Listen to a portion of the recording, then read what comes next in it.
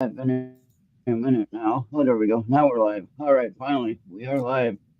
Sometimes StreamYard and YouTube takes forever to connect, and then I'm on what I call the high-speed dial-up plan. I'm I do in believe you're rural. live right now, Ron. Yep, I'm in the rural America, which they have.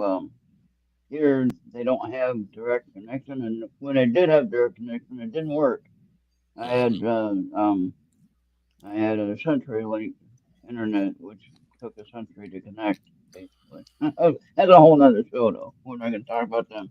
But anyway, uh, we have with us tonight, we have the pleasure of having the one, the only, wait, how does it go? The one and the only great legend, Max Hawthorne. There, that sounds pretty good. World fast pain in the ass author, yes. And we're going to be talking about, let me see now, I got this book here. Hold on, let me get it. I got everything within arm's reach because I don't move from this chair very much.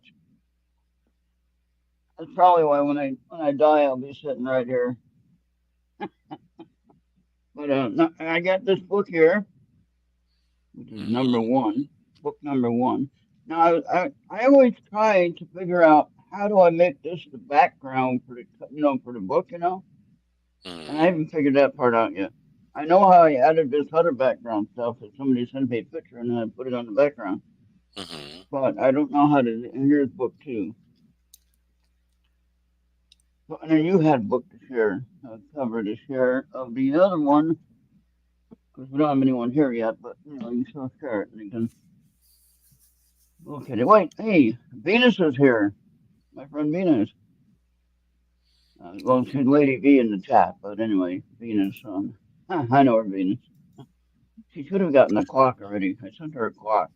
My icon. There's Bobby. Bobby. Okay, okay. We got two people watching right now. Tell them about the free book offer and tell them where to get it. Sure. Are you able to pull up the image that I gave you? Hi, Lady V. um, let me see. Let me see. Master Players Radio and Television Plus Gaming. Good evening. Yeah, Bobby, he does a lot of shows for me. Okay, let me see now. Bobby sent me a question here. Someone. Well, while Ron is working this out and everything, what I had done is check Skype Tom.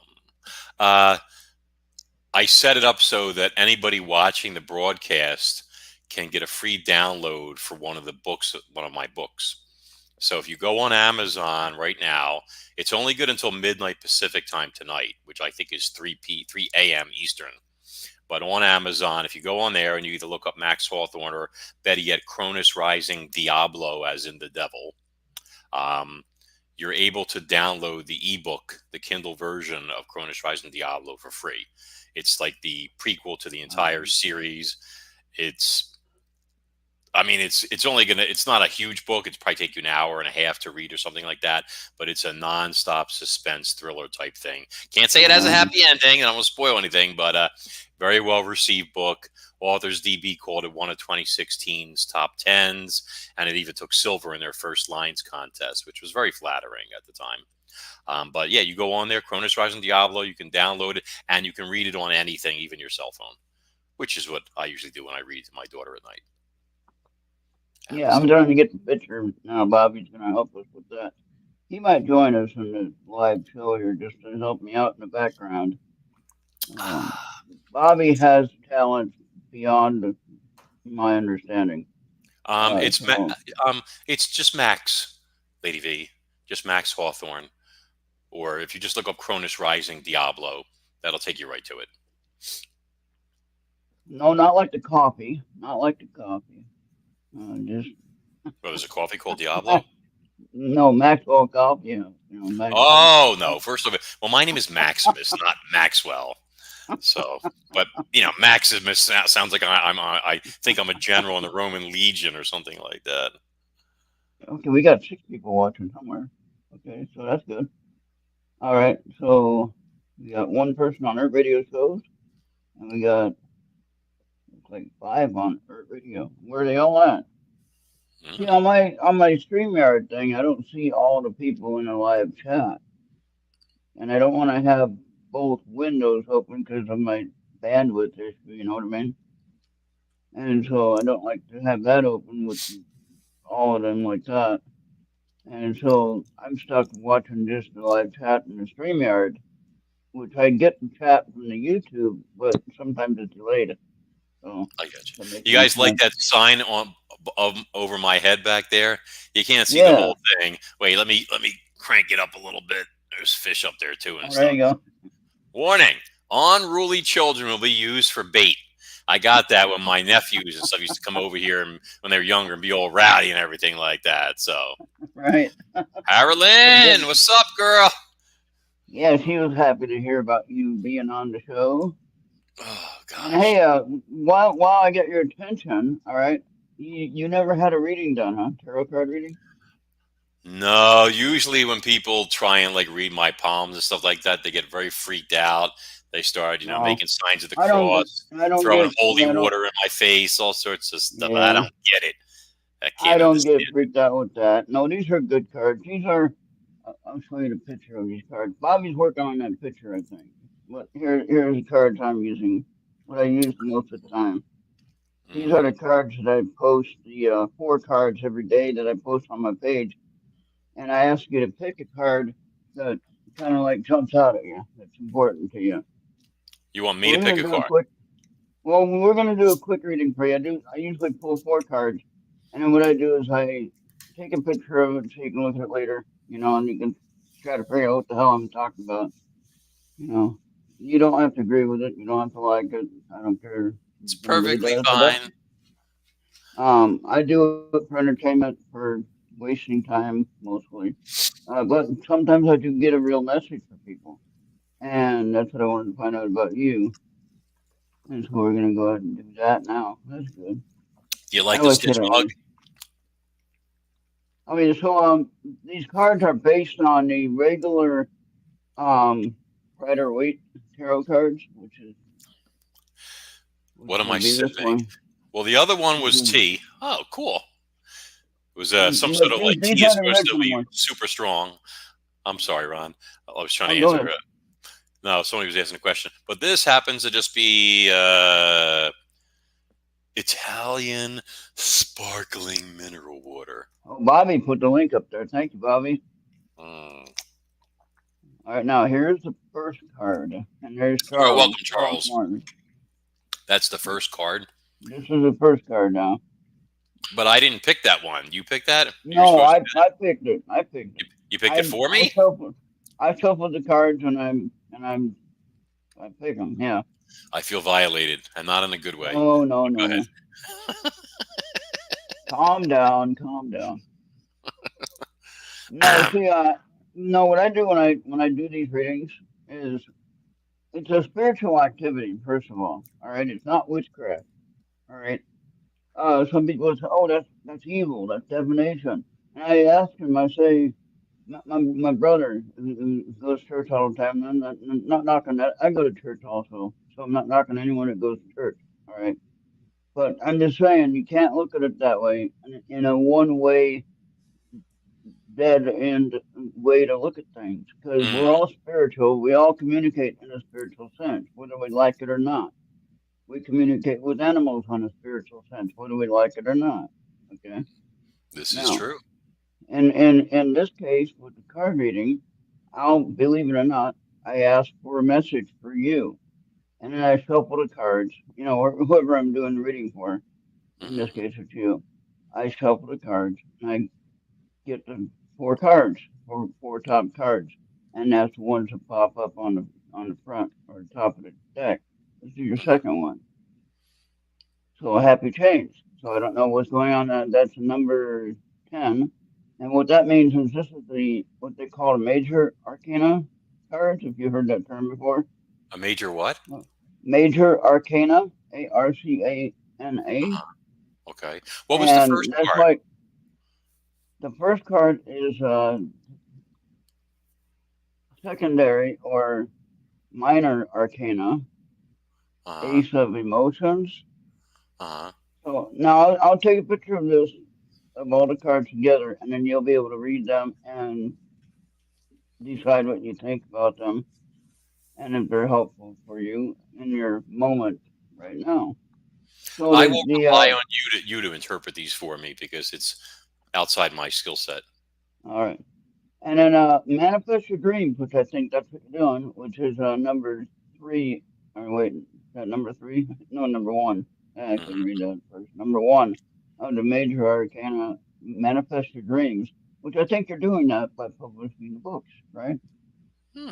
Could be. So, so the happy change is that could be anything from you're gonna take a trip, anything life related that you're gonna be involved with. The Ace of Emotions, dealing with the first card is dealing with a healthy balance, basically, of your emotions. Don't get worked up over, stupid shit you don't have to get worked up over. You know what I mean? So, does that make any sense? Like my truck overheating earlier. Yeah, don't get pissed off at the truck because the truck is doing what the truck does. It overheats. Four of abundance. Now, in comparison, I'm not sure about the emotions card, but in comparison, in the tarot card deck, this would be the Pentacles suit, okay? The suit of Pentacles, which is money or finances. So the four is, I'm going to take a picture of these anyway so I can read them better. I just got this new phone and I had to set up everything. You know, when you get your new Galaxy phone, you always got to set everything up just right. And Hmm. this damn thing, it was such a pain in the ass to get everything set up, but I finally got it. Maybe. I had Facebook finally figured out. It only took a while to get that figured out. So now this thing has a zoom on it. I was sitting in my chair earlier, looking out the front door, and I saw a squirrel in my tree. It's in the front yard, the only tree I got left in the yard. I took down all my trees. I'm a tree killer. But you know what? I ain't gonna have any trees in my house, so each time I go to New York to the Pine Bush Conference, I always have worry about the tornado coming through with the trees coming in my house all the time. Now I adjust this. I get it nice and neat, edit it so you can see it nicely, hopefully.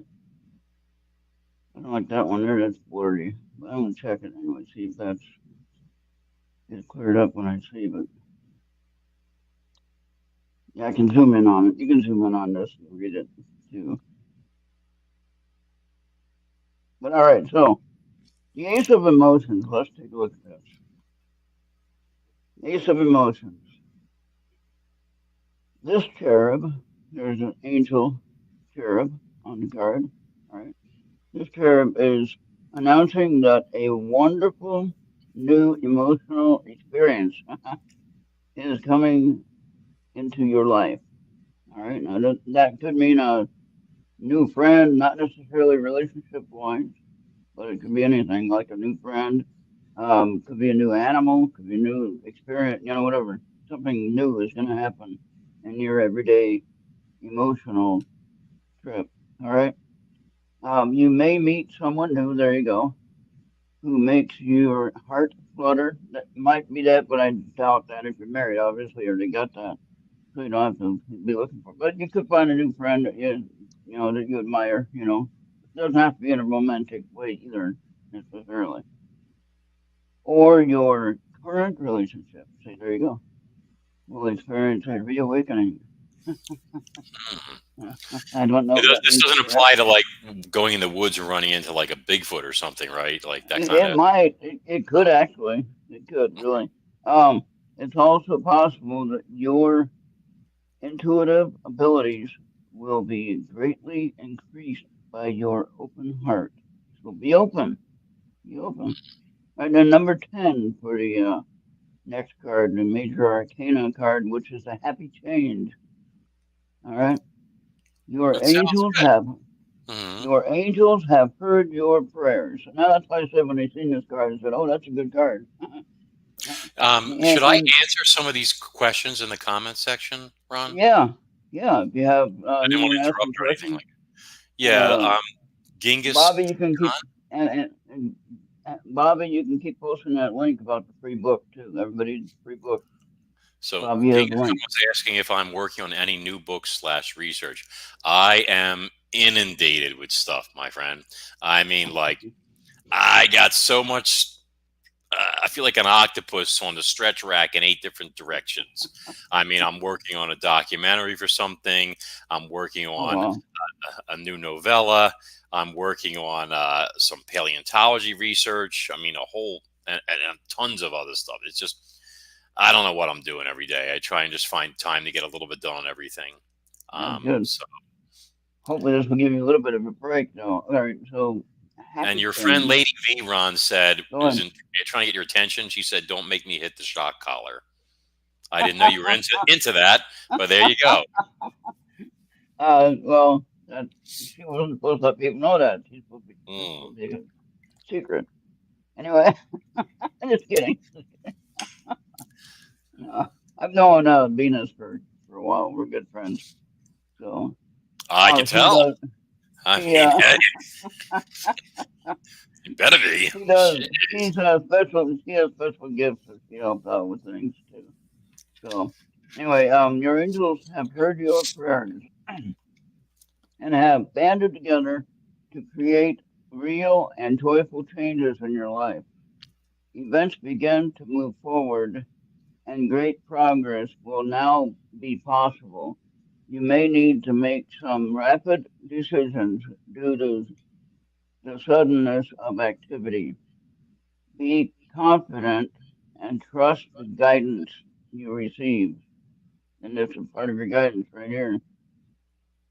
So be aware of that, that you're going to see some changes happening, that you need to be ready to jump. And the next one is card number 1. Manifest your dreams. You're ready to go. There is no need for additional preparation. So if you're stalling, if you're procrastinating on doing something, stop and jump in and get things done. All right. So you're ready to go. There's no need for additional preparation. Take the first steps forward. The the changes. Oh wait, take the first steps toward. I read that wrong. See that? That's the problem I got there. Okay, take the first steps toward the changes you desire, even if they're small steps. Notice signs that guide you in the right direction, as well as resources and support that miraculously appear. Okay, so you'll have support that appears and helps you. I don't know if you noticed that yet, but you will. All right. Um, if I hit the mute button for a second, will I still be able to hear you, but you can't You hear should be me? able to hear me. Yeah. Okay, because I am still at the tail end of a very nasty cold here, and I need to Yeah. Go ahead. Go ahead. blow my nose, and I don't want to do it in front of all you fine people. So I'm going to mute it and Right. step sideways for I a got it. second. But by all Yeah. means, keep talking. I'll be All right. listening. Yeah. I have allergy issues myself, so my eyes water and everything. All right. The 4 of abundance. All right. It's time to reflect upon your relationship with money. Are you spending too freely? Or are you spending it too freely? Or are you holding on to it too tightly? This can also relate to how you give of yourself to others, or how you give of yourself to others. That was when my eyes started burning. I don't know. Is your heart open, or are you holding back? Your hard work and wise investments will bring great success. What are you having? Okay, now. You have a bunch of people sending you comments there, Ron. All right. Hi, All right. Oofy. Am I Yeah, pronouncing that Oopie. Yeah, you got Oopie. And you mentioned octopus before. right? An she claims octopus, the she legendary claims to octopus be. gigantus from the She novels. claims to be. Yep, she claims to be. All right, here we go. I'm gonna send that to you, the messenger, and that's your reading. What do you think? Thank you. I will Does have to anything look make it over. And Does but anything it's make sense interesting. at all? Yeah, you may have hit a few things on the head, so that's quite interesting. A lot going on behind the scenes that I'm not at liberty to discuss. What happened to the host? Ron, you still there? Ron? Okay. Well, how's everybody doing tonight? We got quite a show lined up for you. I have no idea what it's all about. I guess we'll start off with taking some questions from the audience. Anybody? You got this, Max. Take over. That's what she said. But I'm done. Ron, we'll do a reading next Friday if something doesn't come up. Okay. I'm going to have to start telling jokes in a second here. I don't know what happened to Ron.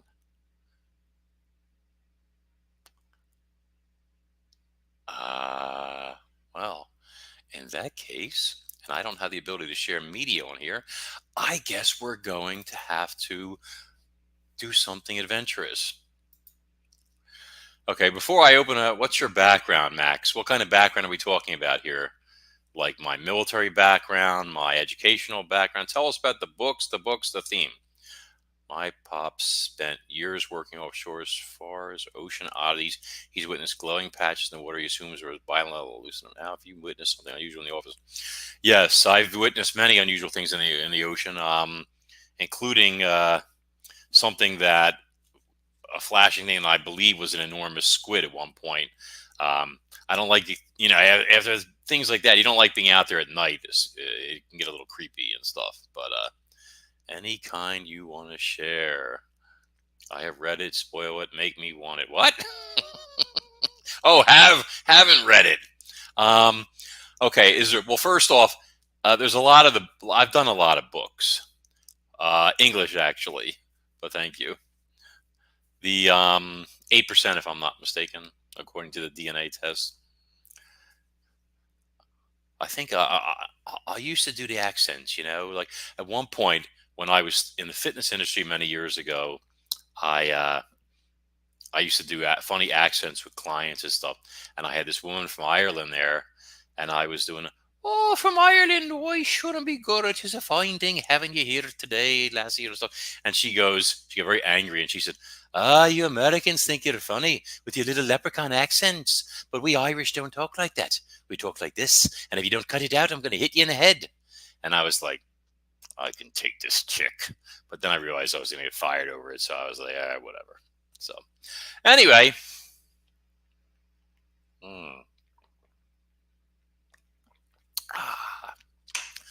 Honestly, the host just like disappeared. I mean, did he get kidnapped by like an extraterrestrial or something? I'm here. Oh, thank God. I had to drink smart water. Dude, give me some warning, man. I thought I was trapped with all these holes and stuff, the wrong button. You're doing good, though. I was listening to you. I was running out of stuff to talk about. I was going to go for the striptease in a minute, Bring your cats in here. You got a couple of cats here, right? Mm-hmm. The first book I ever actually wrote, that came out, at least. Actually, Cronus Rising was written first, but it didn't come out until later. Was called Memoirs of a Gym Rat, and it was an expose on all the evils that go on behind the scenes in many health clubs in this country, and it's appalling. I worked in many of the major chains when I was doing my own fitness product and stuff for years and years, and so I put out this book kind of like as a survival guide, I guess you'd say. Memoirs of a Gym Rat. Check it out. The Audible is hilarious. The narrator they picked was a stand-up comedian. So as you can imagine, it was really something. But what do you do in your downtime for inspiration/motivation? I don't really need to do anything for inspiration. I have a problem where my sleep is constantly interrupted by a brain that won't shut up. Like earlier, for example, I tried to take a nap on the couch, and while I was lying there, I sometimes do songs on the side. I actually had a couple that made some of the top 100 indie charts and stuff, and a new one just came into my head as I was lying there on the couch. So when I got up, I wrote it down and stuff, But anyway, so when I was working in this industry, there. I shouldn't be telling these practical jokes I used to do to people. Let's focus on, what we're here to talk about, which is like the Cronus Rising books and stuff like that. Anyway, Ron, you're back. Take over, big guy. Come on. Yeah, what's going on? I don't know. All right. I have no idea. You're doing good, though. I'm listening to your stories. Fascinating. I was going to tell this horrible thing about I almost got this guy fired by playing a practical joke. But yeah, but so you wanna get this book, everybody. Of course, if you go to Kindle, you want to get that free book, But this one here, you want to order definitely. All right. that was my debut novel, and that painting, by the way, on the cover there of the pliosaur. First off, that is the apex predator of apex predators. That creature, I mean, there's fossil evidence now indicating these things were the largest ones were the mass of a big blue whale. They could have eaten anything, bit a megalodon shark in half, and then ate the halves. I mean, that's just I never seen anything like that. I was in the Navy. I was in the United States Navy. And, I always say United States. I don't really have to, but I do anyway. So people know. But I was for 4 years, and I went on 2 Westpacks. And I before I went in the Navy, though, I went diving. And then when I was in the Philippines, I went diving, not for the Navy, but for myself, just to enjoy the nice warm water. You didn't have to wear a wetsuit in the Philippines. You did have to wear boots and gloves, though, because the coral would tear your ass up if you didn't. So you did have to wear some boots and gloves, But I didn't see anything, no sharks or nothing like that. Maybe some jellyfish, but we stayed clear from them because they hurt when they sting you. And you get some on your wetsuit or your gloves, and you forget you got them on your gloves, and then you got those little spikes from the jellyfish in your gloves. And you go to wipe your nose or something like that. Bye bye. Philippines has the biggest saltwater crocs in the world now. Yeah. And but I was really fortunate. I didn't see anything dangerous, like sharks and things like that. I do remember one time in Australia. I went in 1981. I went to Australia. I was 20 years old. Imagine that, 20 years old, traveling the world. And I went to Australia, and I saw these fluorescent fish. You know about the fluorescent fish? Mm-hmm. Okay. Now I didn't know about them when I seen them for the first time, and as we were pulling into the pier in Perth, I believe it was, and they were bright fluorescent colors. I thought I was seeing things at first, and then in 2006, I had a news story about new kinds of fish found, and it was like new kind of fish. And then they talk about being a fluorescent fish shining, the rainbow colors and water. Wait a minute, I seen that in 1981. How is that new? See that? They stole your discovery. Ufi, Cronus Rising has. Should I answer all these questions?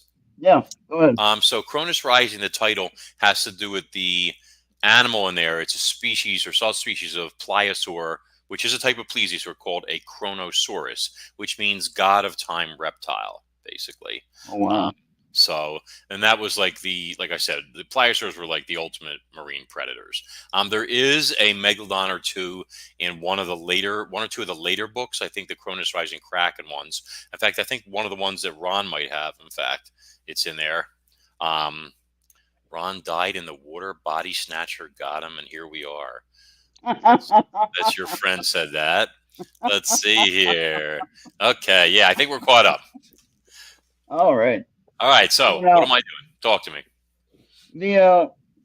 Would you say that the large sea animals, I'll say animals for lack of term, for what they are, compared to dinosaur time, would you say they would be parallel to that time?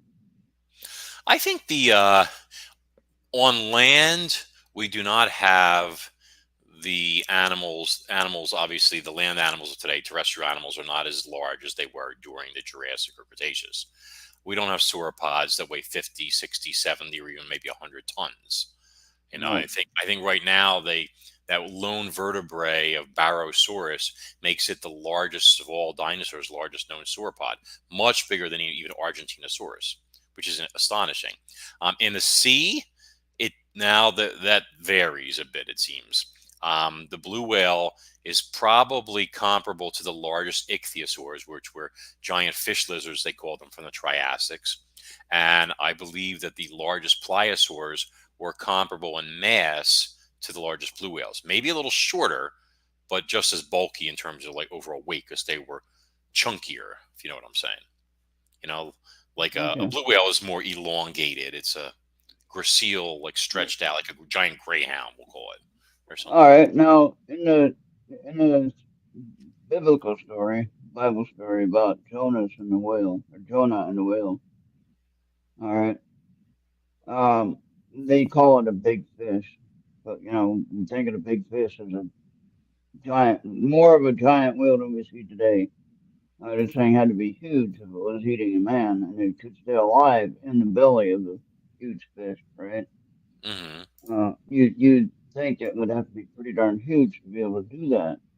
Of course, then we look at the Bible story and we think, oh, well, that was God's, you know, grace that saved them, gave him, gave him the spiritual ability to stay alive inside the whale. Whatever it was, who really knows? But that's what they're trying to give us the answer to that. But what kind of giant fish would that be? Would that be a whale that's much larger than the ones we know today, obviously? Well, I think that when you're dealing with stories like Jonah and the whale, I think that you have to take these things with a grain of salt, meaning that stories get embellished over time. Yeah. You know, I mean, like my dad, when he would start telling stories, he would always, every time he told a story, it would get bigger and bigger and bigger. And this is just one person, not getting passed from person to person, generation to generation, etc. So one time he used to talk about Candlewood Lake in Connecticut, which has 50 miles of coastline. So the first year it would had 50 miles of coastline. The second year it had 60. Then the next year Yeah. 70, 80. When he got to 90, I said, "Dad, you got to stop.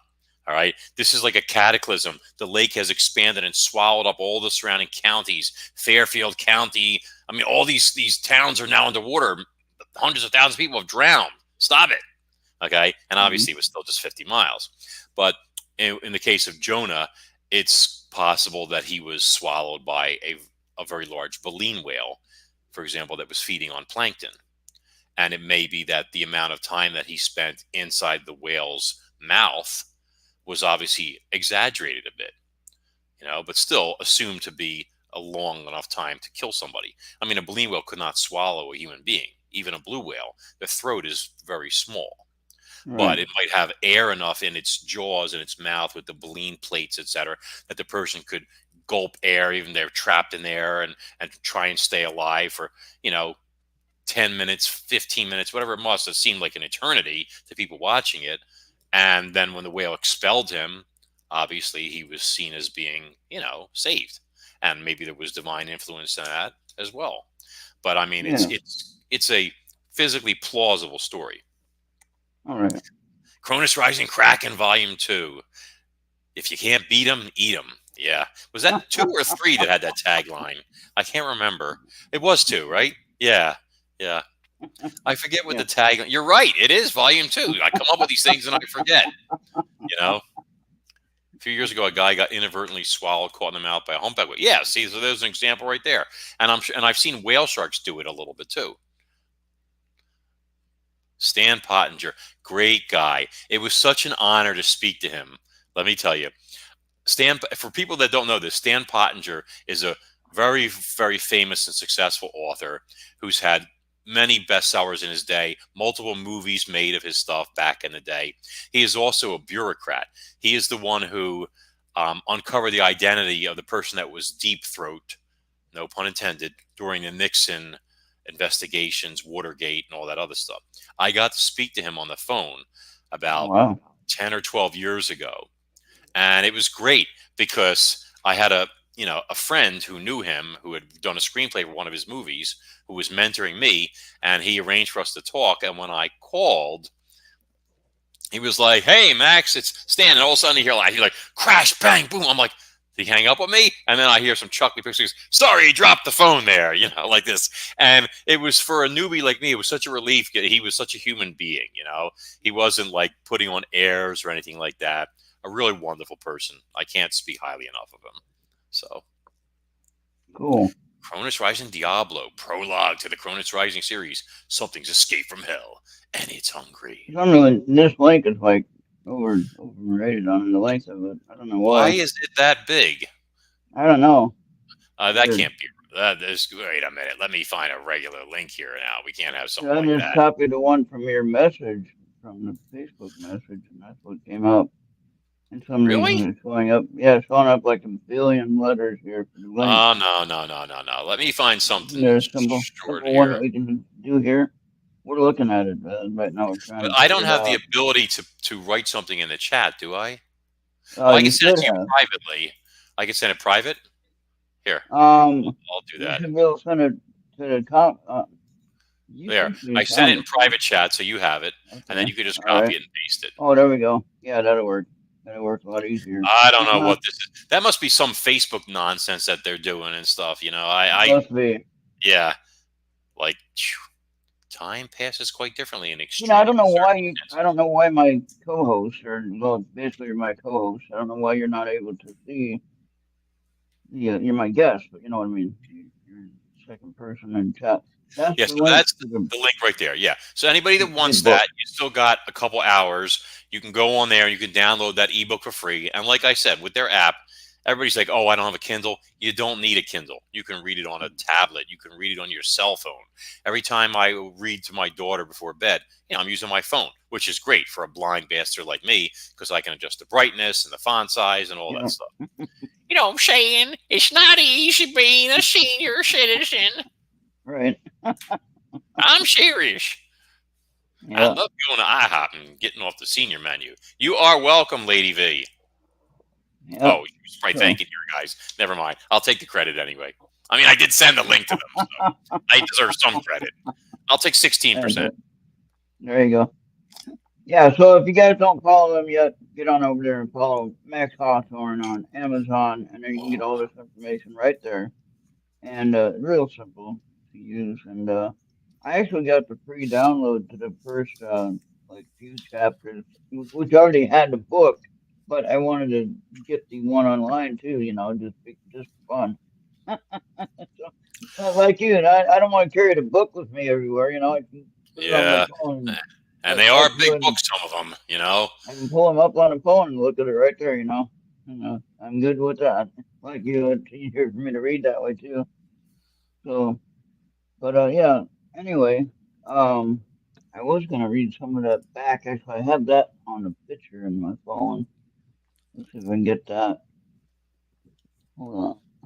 And by the way, if you want me to read an excerpt from one of the books, just let me know. Could you? Yeah, could you? Yeah, if you have like a chapter or like a scene in mind, like something you like. Like what is the like the introduction to this one, the preface, the preface? You have a preface? Yeah.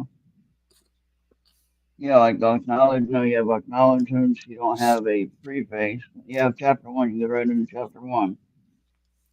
I mean, let's do this. Let me ask the audience here. Would you guys like we're talking about book 1, right? Yeah. Okay. Yeah, so would you like the opening pages from the book, which takes place on a ship, or would you like something in prehistoric times, because there are Cretaceous flashback scenes there too? So you guys can pick whichever you prefer. Either one is going to be fine. That's a good choice. Okay, people, you're up. You got to put in your. So do you want modern introduction to the story, or do you want sea monster dinosaur time? I'll make it simple. Man, that's not really a hard choice for me. Some people like monsters more than they like people, which these days, right. Oh no, and then Venus says either one. I see whatever you want, ditto, whatever you want, and monsters. Okay. I say go for the prehistoric All right, you twisted my arm. Let's see here. So now, oh, foul language in that scene. What's that all about? My goodness gracious. Let's see if I can find this. No, not too late, too far. No, no. Company. Da, da, da, da, da, da, da, da, da. No. Let's see. Here we go. Okay. Sorry. It's not slime, it's mucus. Oh my God. That happens. That happens. Oh boy. Okay. New version of the bookstore. I might have to go off camera again for a second. Good. Pardon me while I mute this. All right. While he gets that ready. Yeah, what happens when you work so many hours and we have health issues that we don't take care of, or we tend to get so busy we forget. Forget to take care of our health issues. Oh my God. Air.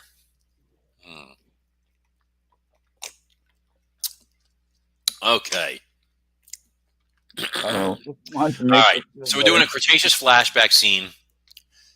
This is from Cronus Rising, Book 1. Cretaceous Ocean, 65 million years ago.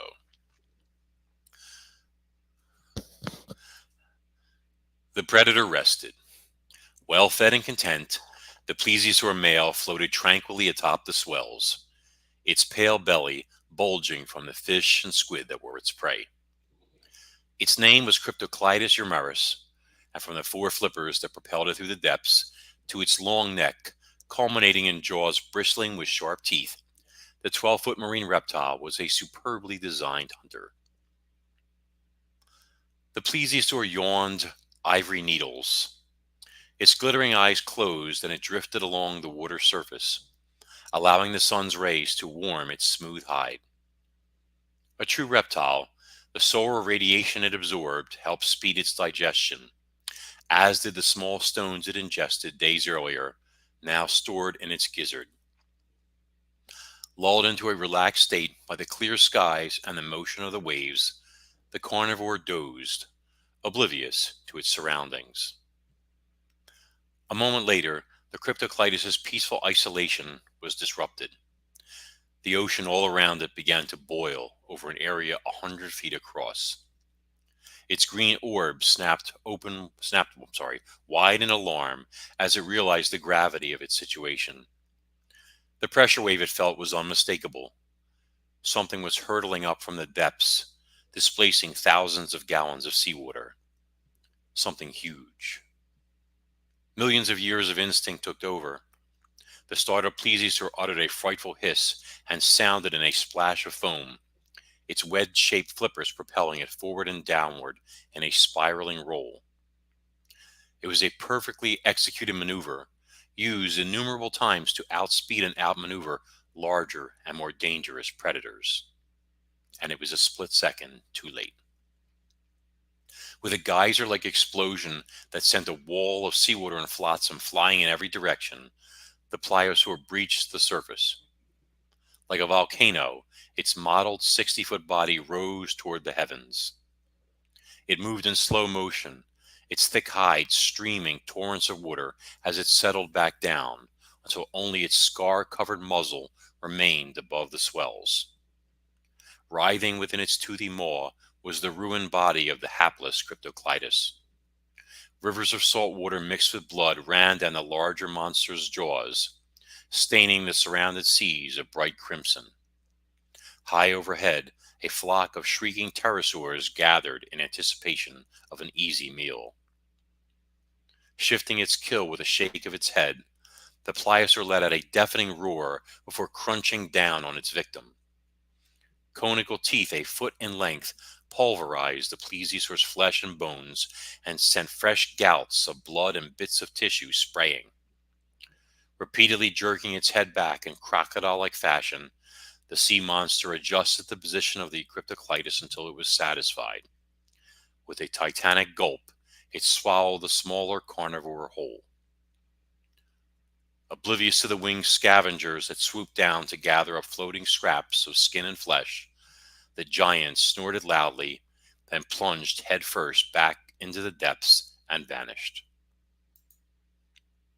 How was that? Short, but you know. That sounds good. That makes me want to go. Oh, wait, I already got the book. That's right. Thank Makes you. me want to go and buy it. I already got that one. That's right. All right. So now, where did you I come can't do up a lot with because all? of my voice right now. I'm sorry, Ron. What were you saying? Where did you come up with all that? What did I what? Where did you come up with all that? Just from your research that you How done? did I come up with it? Well, I told you, Yeah. my brain just. I must have like 30 books pending. Oh It's like wow. I come up with more ideas for books, novels, novelettes, etc. Stuff like that. Then I can write. I'll never get Yeah. them all done unless I stop coming up with ideas and live to be 100. Which, by the way, you are welcome, Yuffie. Thank you, Charles. It is hard to remember that they were both air breathers. Yes, although I personally, and I've put it in my novels, believe that plesiosaurs and other marine reptiles could absorb a percentage of their oxygen through their skin. Modern sea snakes do that. They are able to Hmm. absorb, I believe, 30% of their oxygen through their skin.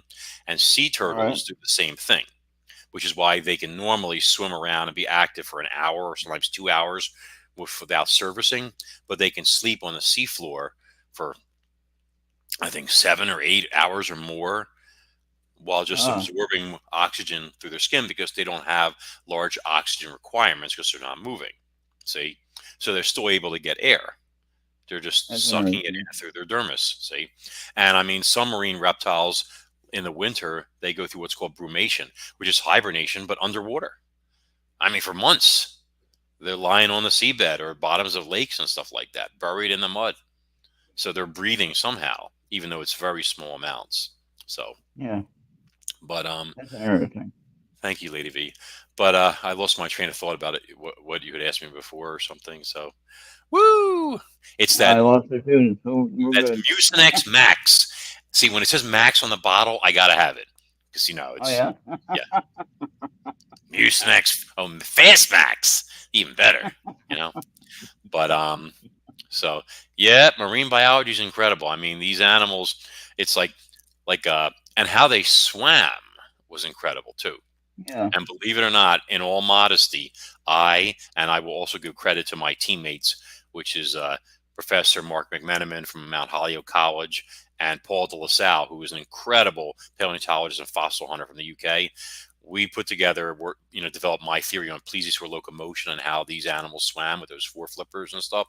And it is by all means the best and, in my opinion, only thing out there that makes sense for how they actually operated. Yeah. And if you go on my YouTube channel, which is Supernatural Survivor with Max Hawthorne, you can actually see the animation for it that we had done to go with the formal paper. Okay. So Hold on. Let me see if I can get that. you have the ability to show a screen on here? I do. Yeah. Hold Yeah, on. I'll bring it on. Absolutely. All right. Hold on. All right. So I'm gonna go ahead and present. I think what I need to click on here. Okay. Now share screen. By the way, guys, I would have read more, but I just can't. It's just it's very difficult. Okay. Let's see. Share Even screen. with the drugs. Sorry. Hold on 1 second. Okay, we got that part. All right, we don't need that. That's dumb. Go through some stupid instructions. I'm gonna go ahead and hit share screen. I never had that trouble before. I just go ahead and do this here. And wait, now how do I do that now? Don't ask me. I just work here. Right. Window. Okay, there we go. That one. There we go. Now I got it. Hey, there we go. Okay. Now, so Wait, it looks like 1,000 windows, one inside the yeah. So next. now how do I fix that? That's the question. So do I gotta remove? let's remove that then. Back. Yeah. It's like a hall mirror. It's like, no, no, Yeah. no, But now, okay, stop sharing. no. This is where I need help. I'm supposed to know how to do this. Oh boy. I mean, I can Uh, provide. I think that so Ufi put the actual link up for oh, good. the, There you go. Okay. Good. but I I'll think we need to get the actual video link to share make that it. one up there for your link, and everybody can see it. Whoever's watching anywhere else, they can see it, and that way they can go there. Yeah, thank you, Venus. I'd be lost in my opinion trying to figure this stuff out. Bobby, yeah, I don't know where he went to. He was going to help, but I think he had to take the dogs out. He had a couple of dogs he take care of, so who knows if he had to take those out. He was going to Okay. help me out. All right, I'm gonna send you in private chat the link to the actual video you're looking for.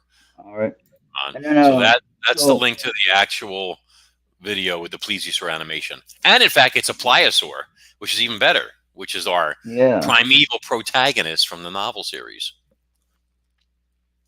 copy link address. Go to comments. I don't know why you can't comment on it. I don't understand that either. You just So, gotta are you have able to cool put that people. into like a third window, like somehow or something? I'm gonna put it up in chat just like Okay. that. In chat? Oh, okay. Yeah, so I can put it right in the live chat and I let thought you them were do going it, to and play it on here. then Wait, I maybe can there's a show way it. from Then I can show it there. Because then present, anybody that sees it can find it on the slides, video. video file, share screen, screen share. But then I would have to have the screen up, right? So Yeah. how do I do that? Share screen, So you open your select, screen, select and then window or screen. you gotta select the window, the active window that you want to share, which would be your So it face. says entire screen, and then go Yeah, to the plesiosaur thing, maybe. Let's see. maybe. Entire Again, screen. I don't do a lot of that, so I don't know. Allow. I'm What are, still learning that. See, now all there you go. right. You got that. Now, can you see this Yeah, plesiosaur right here? now you gotta add to it. There you go. All Look, right. there you go. Whoa, that's loud. What the heck is that? Why is it swimming like that? It looks like a turtle almost. Is this working? Yeah, I see it playing. All right. It's like a turtle almost, right? I'll lower the volume so I don't want to. I don't hear it. I don't hear it. Oh, Actually. it's playing in my ear, the music. Okay. So That's the you didn't pliosaur's share. butt right there. You don't see that very often. All right. So now that's a prehistoric animal.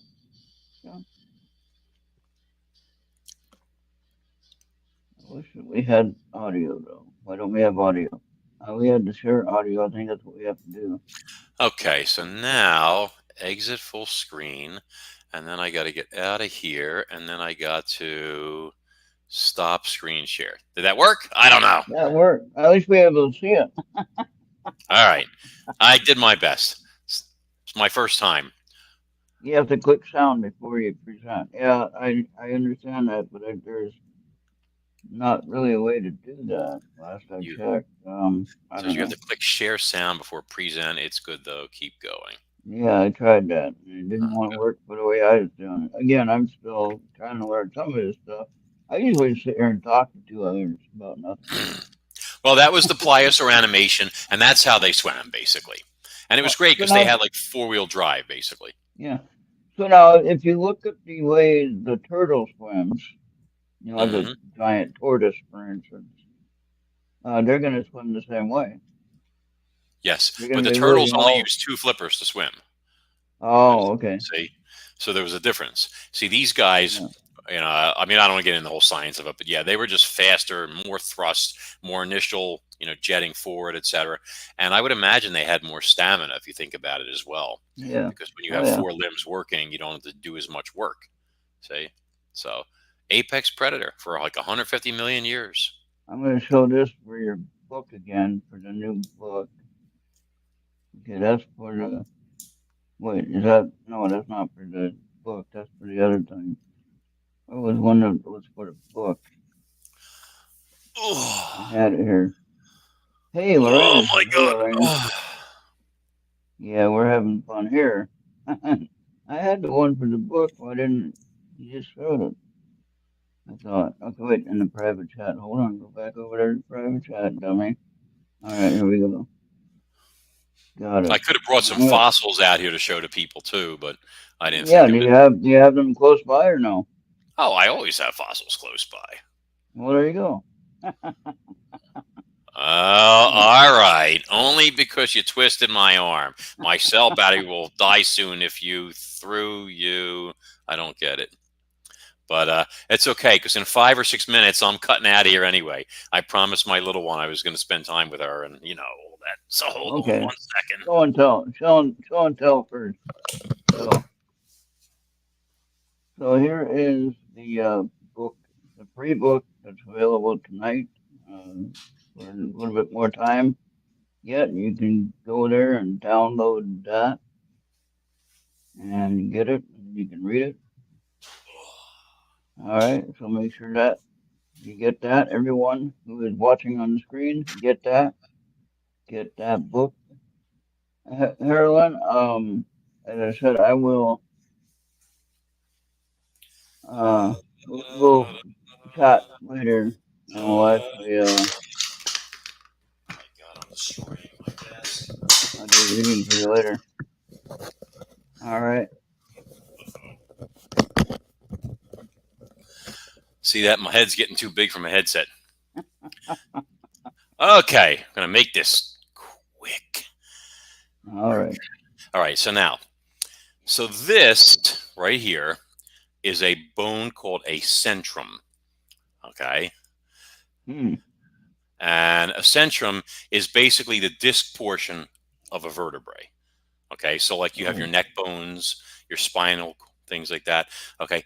And this isn't like the whole bone because unfortunately these things get broken apart and stuff after they're fossilized or even before them. So, this would have, for example, what's called a neural arch, which is missing up here. Boom, boom. And it would come way up like this. I mean, like probably about this far. And it's also missing the ribs that came out from the sides here. You can see the Mhm. facets where the ribs were on both sides. So this thing Yeah. would look more like an upside down Y. Okay, I'd back it up here. So it would have this long arch coming up here, and then these short ribs here. This was a neck bone.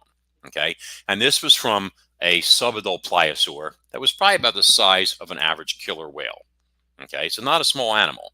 It was actually eaten by probably a larger pliosaur. If you can, I don't know if you can see, but you see those Wow. like those notches and stuff right there.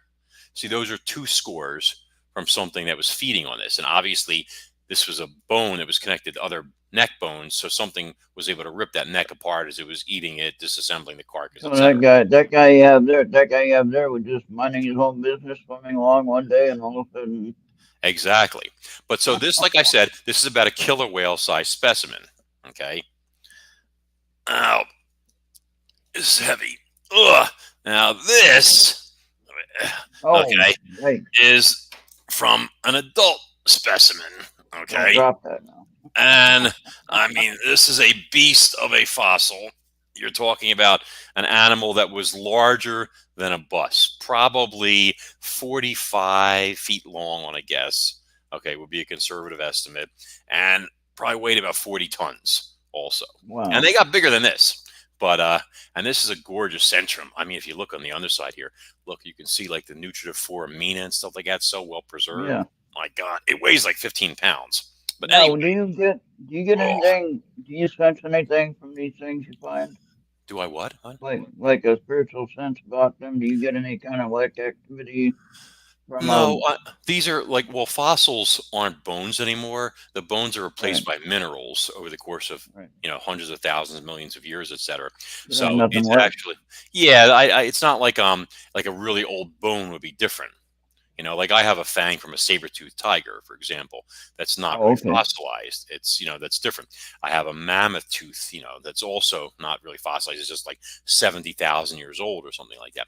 So that might be something, that type of thing. But my Okay. experiences with that I've had more is more like with more modern stuff, like touching a photograph that was signed by like a famous celebrity who died years ago, Oh yeah. and Okay. then having an unexpected visitor in my bedroom that night, you know, like that type of thing, where you're like, get the out, out, That's right. out, you know, that type of thing. But anyway, thank you, Lady V. And actually have 5 bones from that giant, from the neck and stuff. wow, Yeah, so wow. which is, believe it or not, they had like You, 18 or something like that bones in their you neck. showed one on. You showed one with Craig. It was black, like a tooth, Oh, that was like probably a a black megalodon tooth. tooth. Okay. Yeah. Yeah, I have That oodles thing of was pretty those. cool. Yeah, I've done Yeah. lots of research on different things, plesiosaurs, megalodon, etc. I'm the one who originated the theory that the adult megalodon sharks were scavengers, which of course the megalodon fanboys were all like, "Oh, he hates the megalodon. He's picking on our shark, our bread ticket, and stuff like that." No, it's the science. You are welcome, Charles. I mean, So honestly, if the teeth design of a shark indicate that those teeth were relatively blunt and were designed as bone wedges to break apart ribs, okay, then that means the animal, it doesn't mean that it was attacking him to break apart those ribs. Because when you bite into things like that on a struggling, moving animal and try and break through bones, you lose teeth. Okay, yeah, a lot of teeth. And even yeah, sharks that will get teeth back after a few days and stuff like that don't want that. Okay, so these are designed though to fit between ribs. That's what they won't accept. See, so if these were ribs, okay, and you had teeth that would go between those ribs like this, and as those teeth went between the ribs and then they widened with like thin blades, they're like bone saws to wedge between, wedge between, wedge between, so you get the fit. You know, you feel it out, and then you bite down and you can slice through the ribs without losing your teeth. But you yeah. can't do that with a live whale because a live whale's not going to Yeah. lie there and go, "Yeah, right there, a little to the no, no, a little to the side. There you go. Oh, now you can bite." No, it means you're there to disassemble a carcass. I'm sorry, but that's what the teeth were specially designed to do. Which means that the bigger the megalodons got, the more they relied on carrion, and the less they did active hunting. It doesn't mean they weren't hunters at all. It just means that the smaller ones ate more, did more of the killing, and the bigger ones did more of the cleaning up work. You know, What do you think about the story of Jaws, which is an epic case, and I think it's based on some truth. The movie Jaws, you know. oh, you mean it was based on all those shark killings in Yeah. that river? I used to live near there in New Jersey. I can't remember the name of it, but yeah, it was horrible. Like 1918 or something like that. A whole bunch of people were slaughtered by And well, then they believe it was a bull shark or something. So so now they're big to us now, but you're talking about something that's way bigger than what we know, obviously. what, So bigger than Jaws? yeah, you're talking about what we say is a great white, Hmm. okay? That's fairly big in our and compared to us, you know, it's big, right? A great white would make us lunch, probably. All right. Yeah, So now you're talking about sharks that are way 50 bigger feet than long. that. Yes. Yeah, Yeah. you shared a picture on one example of the two different sizes of one. You know, the one Hmm. shark was like, you know, probably uh two bus two bus lengths or something like that. Where the regular shark was one bus length. You know, a regular sized bus. I mean, Yeah, and the so largest megalodon sharks were probably at least 50 feet long. I mean, I've yeah, done research that suggests they could have got 55 feet or something like that, even wow. based on teeth. But I'm glad I did not see anything like that. yeah, but we do. I mean, there do seem to be some great whites out there, believe it or not, that don't get quite that big, but they suffer from gigantism. It appears, and I mean, like on my YouTube channel, there's a documentary we did like 4 months ago, and there was a 30-foot humpback washed up dead, and it had several bites on there, 3 feet across, Oh wow. which indicates a great white around 32 feet in length. Hmm. So, and I think on there, you guys should definitely watch that video. It's called Mega Shark or Megalodon, I think, something like that. It's on my YouTube channel, Supernatural Survivor, and they on that video, there's a picture of a whale shark 40 feet long with a 4-foot bite taken out of it, photographed by Dr. Simon Pierce. and that suggested a shark over 40 feet in length. So now we're getting into Wow. megalodon size, but with a great white. Mm. Imagine that. Thankfully, this happens very, very rarely. It's like a mutation or something like that. You know. I was laughing at a meme that I think you might have shared before. There were these guys on a fishing boat, and had a line caught, and a giant octopus had it, Hmm. right? And And it was they walking said, along no, the bottom. Hmm. Yep. you're supposed to keep the line tight. No, you're supposed to give it some slack. Oh, I had interviewed guys for my book, Monsters and Marine Mysteries, and they had gone down to Florida. I think this was in like 2013 or 2014, something like that. And they had an octopus. It's in the book, Monsters and Marine Mysteries. So while you guys are on there getting your free copy of Cronus Rise and Diablo, check out Monsters and Marine Mysteries.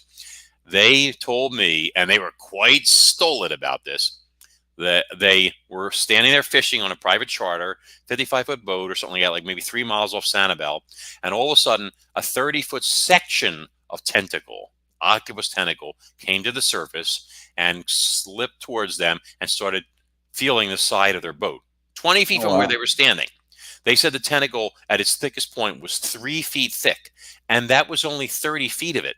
They said they could see it down, the rest of it going underwater, and other tentacles and this gigantic body. And they said the octopus was under them was like 80 or 90 feet long. Long, Wow. not stretched That out like a spider, long. Okay. that And would then be it was scary. feeling the boat. Yeah. And then it gradually it withdrew, went back under, and then the thing just swam away underwater. And they were like, we weren't scared. I mean, we just, thought it was normal. And I'm like, what did you think was normal? That octopuses get that big. I'm like, no, the octopuses do not get that big normally. I said, let's talk about this now, because then I wanted to talk about them for the book and stuff. And they thought it was just curious. And I explained to them octopuses or octopi, depending which you prefer, have suckers, suction cups, we'll call them. And those suckers have chemoreceptors in them. And chemoreceptors are like taste buds. So they can taste and smell by touching things with their suckers. So the Hmm. octopus was tasting this boat to see, is this a sleeping whale? Which it would probably have preyed upon if it decided it was a whale. But Right. fortunately for them, it realized, okay, this is a dirty, smelly boat. And what brought me here was all the chunks of raw fish you guys are throwing in the water. And then it just swam away. Otherwise, God forbid, it might have went boom and grabbed the boat. And then if it, God forbid, came into contact with one of the people, might have said, okay, this isn't edible, but wait, here's an hors d'oeuvre. Oh, let me just eat you. Oh, splash. Any more on here? Oh, here's another one. Oh, which is like Yeah. a scene from the first Cronus Rising Kraken book, by the way, which if I come back on or sometime, I'll read that. It's pretty scary Oh stuff. yeah. Well, you're welcome back anytime, obviously. And I know we did this kind of short tonight, and Yeah. we didn't really have any planning involved with the show. It was kind of like running freestyle, so to speak. Listen, it was But my pleasure. I'm sorry, everybody, but I do have to sign off now. But thank you. I really enjoyed everybody. You got a really nice, friendly audience, and I hope you guys found some of this entertaining. you'll And have you'll have some more followers, I think, on your Amazon page and on your YouTube page, and hopefully oh, on thank your you. Facebook page. Listen, We'll get all those links out there. everybody is And most welcome. yeah. So And hopefully we can have you back for a little bit longer. And if you want to do like an afternoon show where we can sit and talk a little bit more and go into more detail, and we can do that as well.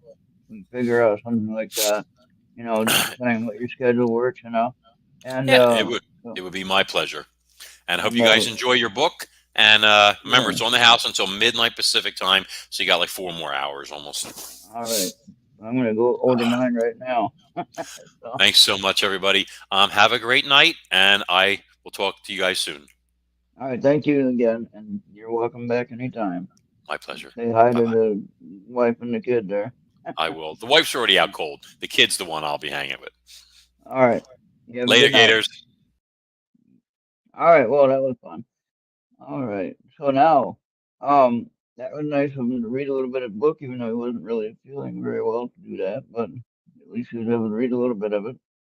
And He will be back at some point when his schedule allows him to be back. And so he enjoyed everybody in chat and enjoyed the conversation that we had, which is really nice. And let's see, we got somebody over in Radio Shows. Don't know who's there. So please go and get his free book. But if you guys want to learn more about this book, get this book. All right, it's a real book. Yeah, see, real book. Yeah, get that one. That's the first one, and then the second one is the part two of that. Same.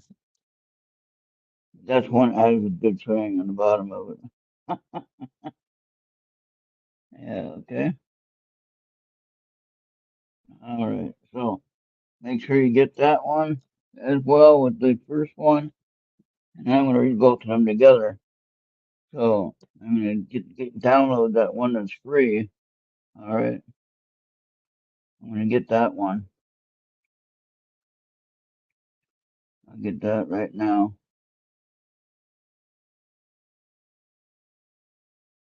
I'm still there, I think, right? Okay.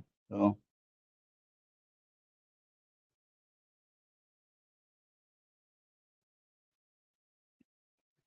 read for free. Okay.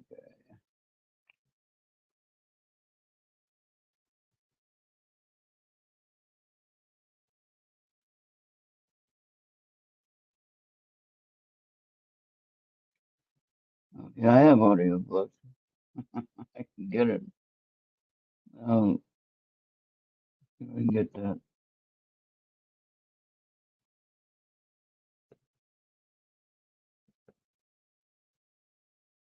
I don't know. It's not opening up for me. Anyway.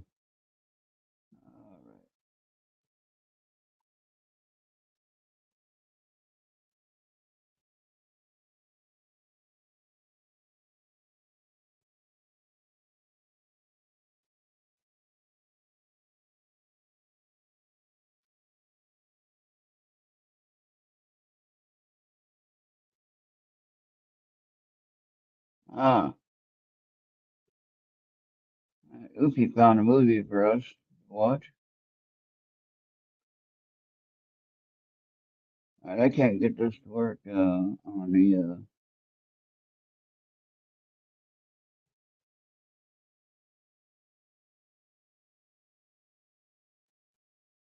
No, I don't have. I don't see the book there. Okay, so go back over here. Okay, where did everybody go? Okay, here we go. All right. Do we want to do a movie, guys? How long is that movie, Oopie? Bobby, are you here?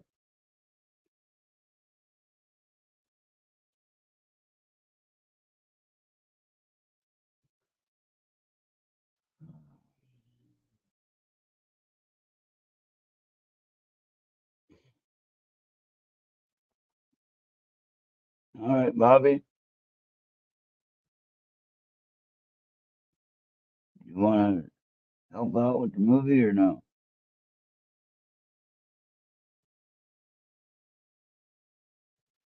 Is Bobby here? I don't know. Bobby, you here? Are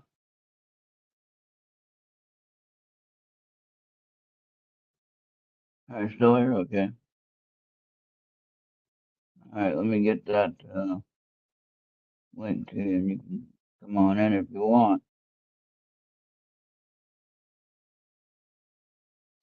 Oh, it's an hour and 44 minutes. Okay, that's not too bad. We can do it. We can do it. All right, let me get that to Bobby for the link.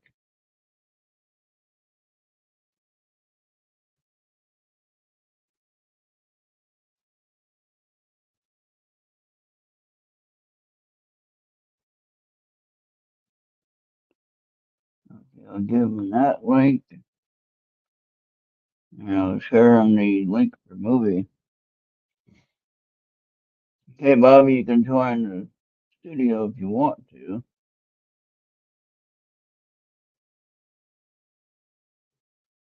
Okay, there you are. All right, now I'm going to get the link for the movie. All right. Hold on, Bobby. Hold on. I All can get you right. that link. I can get you that link if you didn't send it to you yet. I'll get it to you now.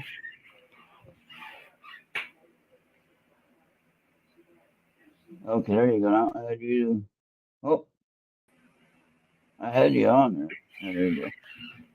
All right. I sent you the link for the movie that Oopsie had planned.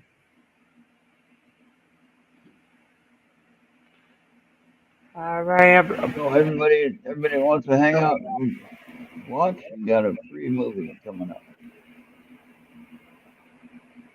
Hopefully it won't Hey, block. Ron.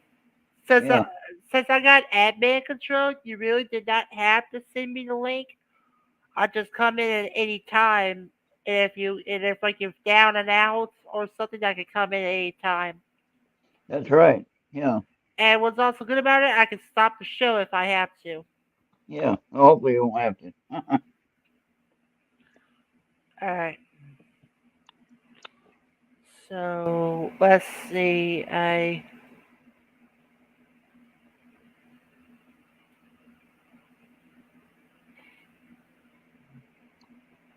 Wow, storm chasers All were right. they entered a tornado in Nebraska. This is on the regular news. Like what? Okay, there you go. All right. Now And we then can I now we wanna can do this.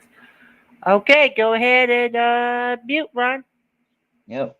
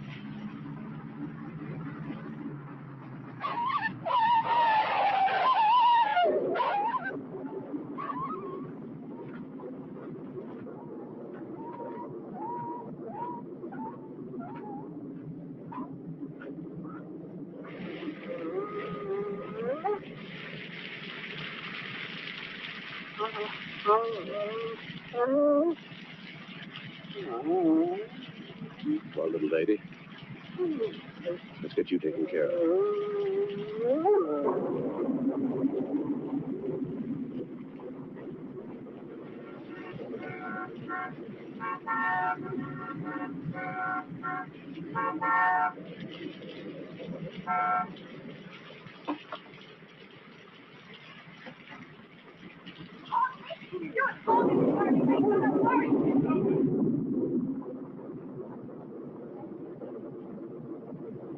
Oh, what happened here?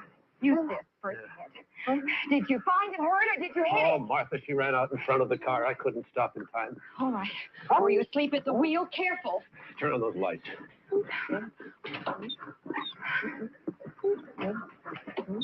Okay. All right, just a minute, Paul.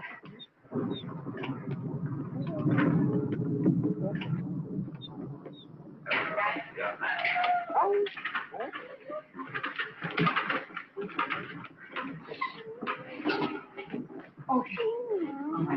Careful now. Watch your neck. Watch your neck.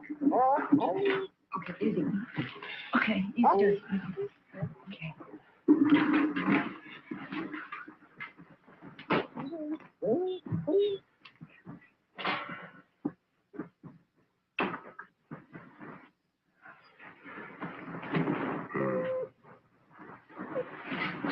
Give me some alcohol.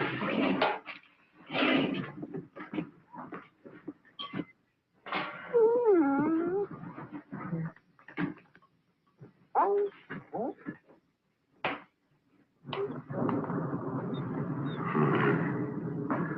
Looks like we're going to have to operate. Get me some canine plasma out of the refrigerator. And an IV, too.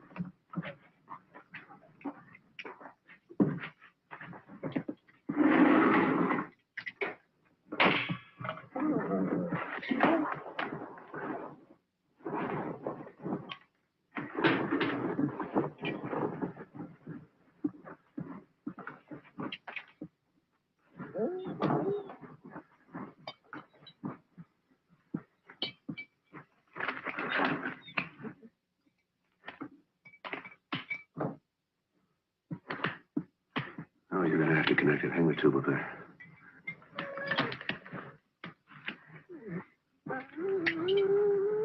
Now insert the needle right in the tube here. Insert it. Mm-hmm. Okay. Alcohol. Okay. Okay.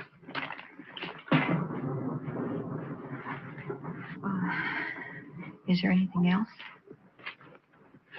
No, that's fine. Thank you.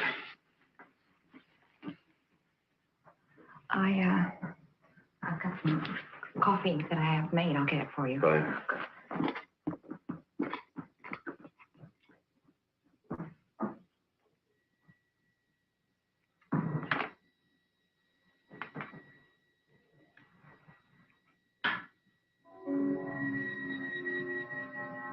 You've got more than a ruptured spleen, little mother. I don't think you're going to make it. Maybe your pups will have a chance.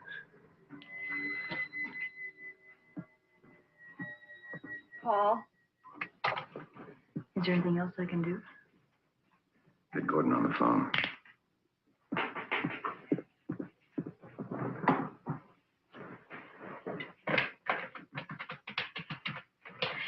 Is the dog going to make it?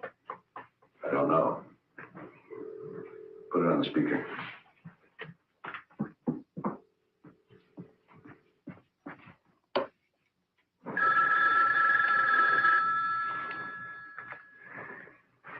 No. Answer it in the morning. Could be important. Okay. Thank you. I'll check back with you. Okay. Hello. Gordon, Dad. I want you to go to the research hospital and get What is it? You're not sick, are you? No, I'm fine. Get 20 micrograms of thyroxine, 30 minutes. Hold it a minute. Now, tell me again. 20 micrograms of thyroxine, 30 million units of penicillin, and 10 units of canine blood. And hurry up! Be there as quick as I can, Dad. So what's happening? I don't know, but he called. First time since the accident. Really excited about something. Yeah, so was I. What are you doing? It's called getting dressed. First you Get put back on to your... bed before you both catch cold. Oh, no, nothing doing. We have unfinished business.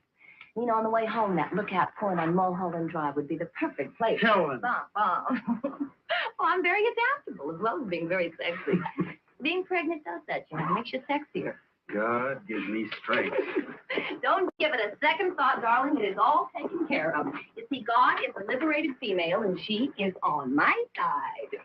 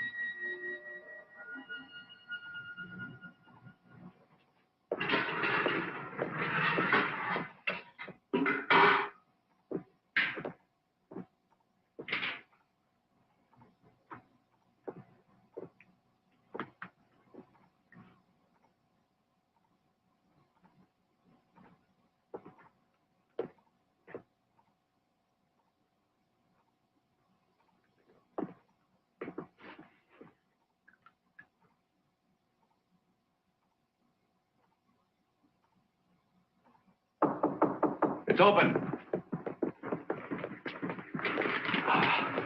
What's going on, Dad? Tell you in a minute. Oh, what happened to her? She ran out in front of the car. I couldn't stop in time. I'm trying to save the pups. I mean, these things are alive? 2 of them are now. They don't resemble their mother very much. Well, you didn't exactly look like Robert Redford at that stage either. They're alive. And that makes them beautiful. She's gonna live, isn't she? No, no. She's holding her own. I did all I could. You are a mess. Huh? Why don't you go get cleaned up? Oh, well. Yeah, I'll be back in a minute. Thanks. Is my future protege behaving himself? Oh, hardly. He's ornery as hell, starting to kick. You want to feel? Yeah. Hey, what does Dr. Canlon say? He says you're going to be a perfectly healthy grandfather. Grandfather? I'll be back in a minute. Good to see him working again. You know, he hasn't been in the lab since Mother died. This is the first time that I have ever been in the lab. It is unreal.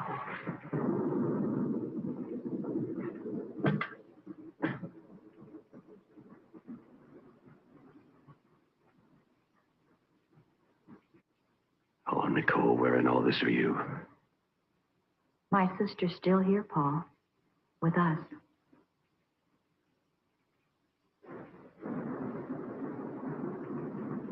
No, she isn't. And I'm still guilty. Does it make it easier for you? No. You still resent the fact that I walked away without a scratch? Nicole's gone. And I'm still here. You can't accept that, Martha. And neither can I. So you see, we agree. As simple as that.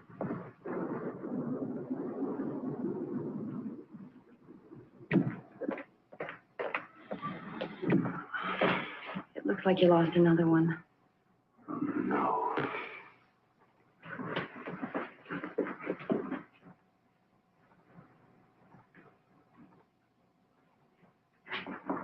to go on home. It's going to be a long night. Sure you've got better things to do? How about some golf next week? Good idea. I'll call. And if you don't, I will.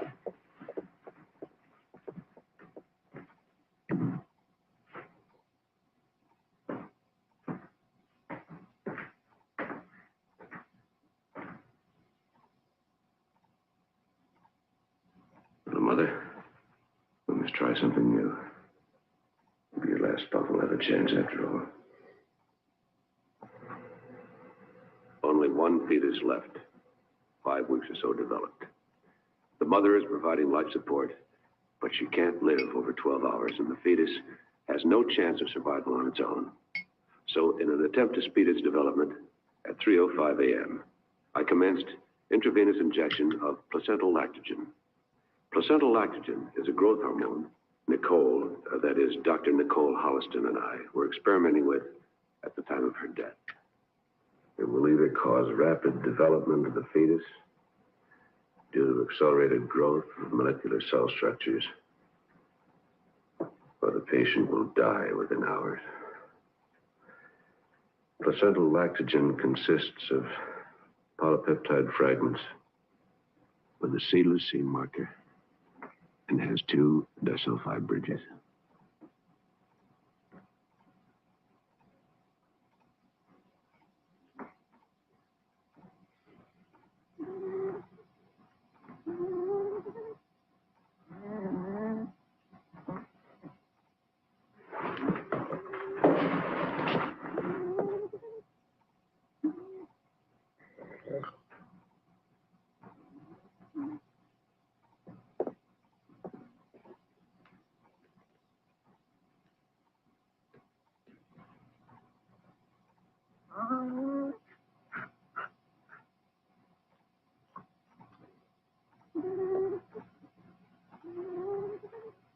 Give me a few more minutes, little mother.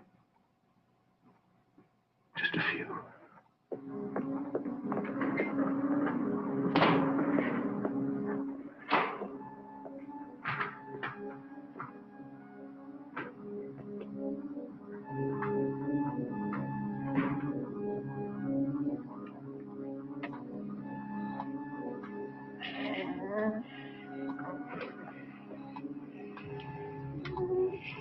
Christ, not yet.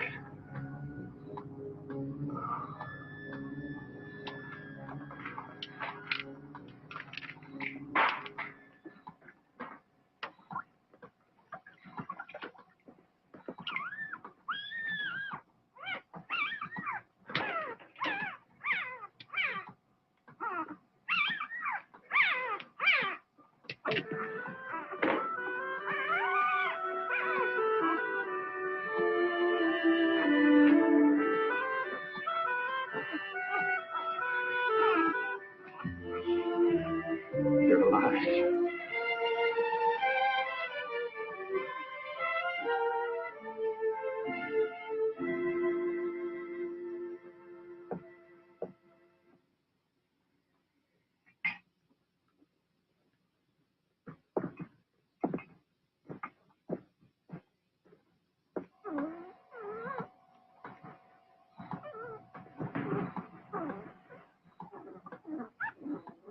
Like it or not, you're getting one hell of a chance at life.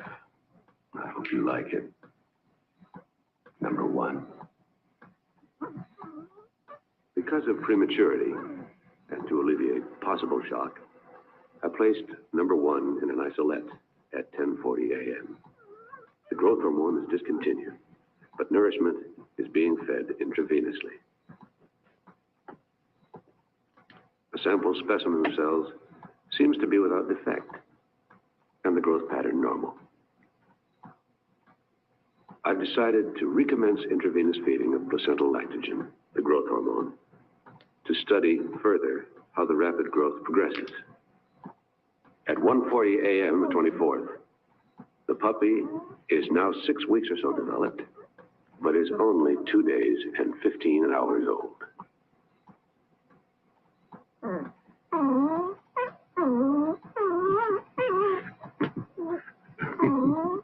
Come here.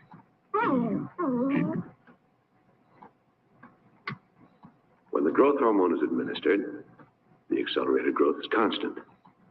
When it's withdrawn, growth pattern immediately returns to normal, with no apparent harm to the cells. However, I've decided not to release the results of this experiment until I'm sure placental lactogen, the growth hormone, has no side effects.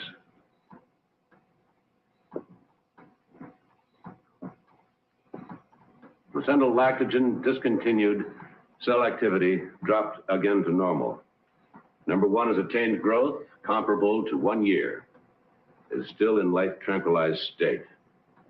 We'll attempt to stimulate the consciousness by injection of nalene.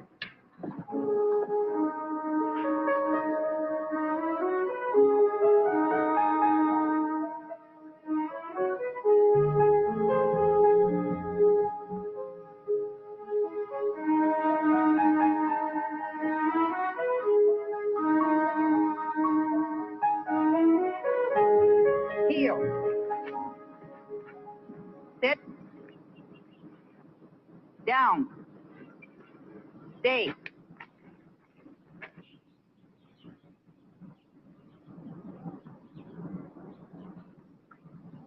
Come. Sit. I didn't think that dog stood a chance. Are you going to keep her? Yeah. Heel. It's a shame you weren't able to save any of the pups. Dave? Yes, I'm sorry too. But failure is what keeps us geniuses from becoming too vain. Come.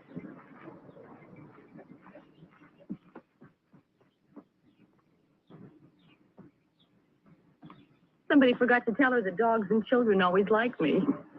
She's obviously been well trained. You don't need me. Thanks for your help.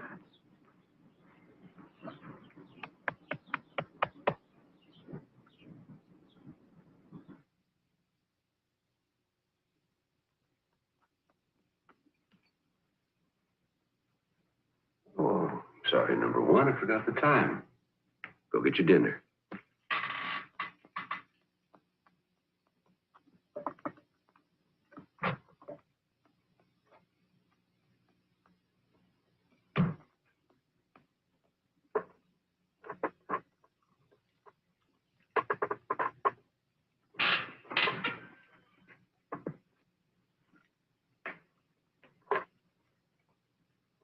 I'll put the dish away and go to bed.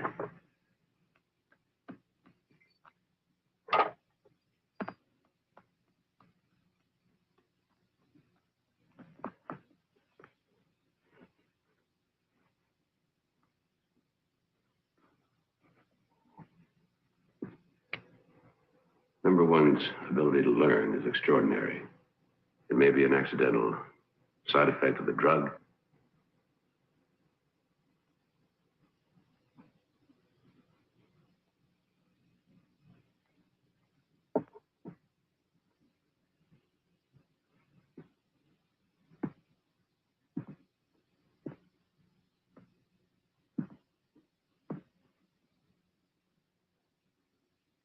I have decided to attempt, under controlled conditions, with a human embryo.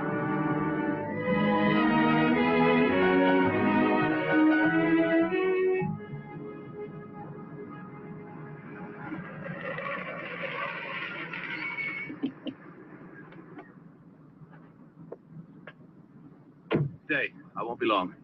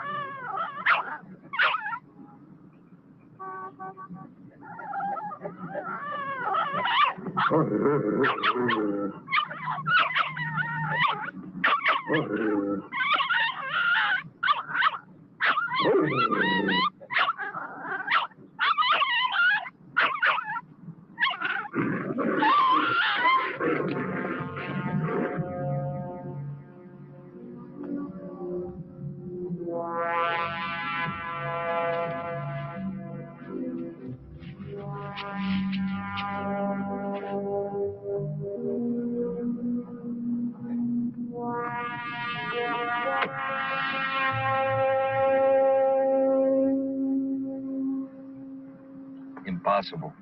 Difficult, but not impossible. You'd be jeopardizing your career, your whole life. The results could be worth it. Nothing is worth going to jail for. That's debatable. Nicole had 3 miscarriages before we had Gordon. They were all genetically perfect, but they died because they came into the world too soon. Paul, I understand. Believe me, now I do. And I know your dedication. But it is morally questionable to experiment with a living being. A 6-month fetus is a living being with a chance of survival outside of the womb, but 12 to 14 weeks has no hope whatsoever. I'm not asking for anything that has a chance for life on its own. An accident where the mother is dying is what I need. An abortion even. Listen to me. 20 years' work is beginning to take shape. The children that Nicole and I didn't have will in their own way live. Now help me, Jim, please. Maybe. And only if it does not put me or the hospital in a vulnerable position. Blood type A. Well, that may take a little while. I'll let you know. I have a temporary life support container in the car. I'll get it. Betrays a certain quiet self-confidence on your part. I knew you as a fervent doctor before you became a fervent administrator. Dr. Caro, surgery, please. Dr. Caro.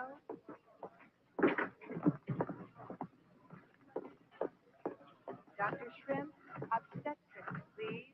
Dr. Shrimp. Paul. Jim Whiston. Yeah, Paul.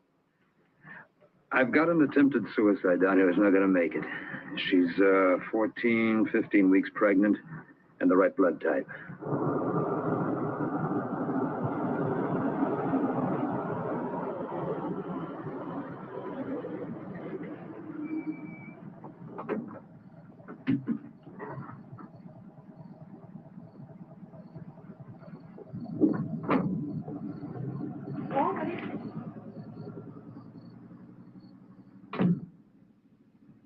What's with the ambulance?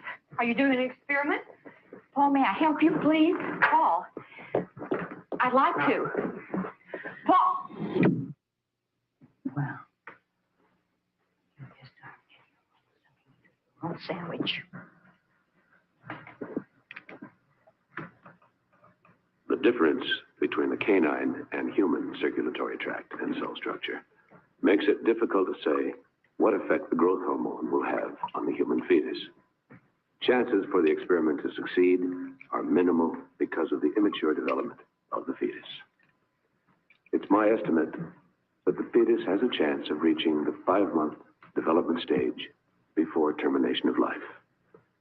If enough is learned from this and other experiments, it's possible that within a few years, placental lactogen can be used to save miscarried infants and allow them to live.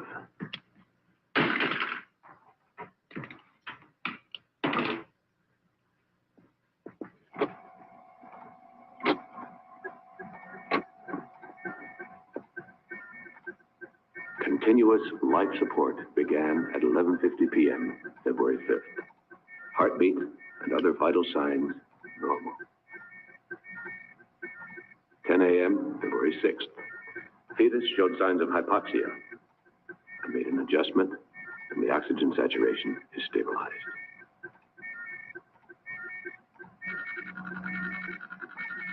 (2:15 p.m., February 7th.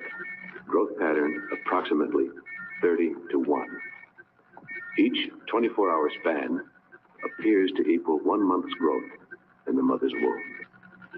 I'm amazed. February 8th, 6:45 p.m. Fetus size is now equivalent to an 8-month normal pregnancy. It's incredible.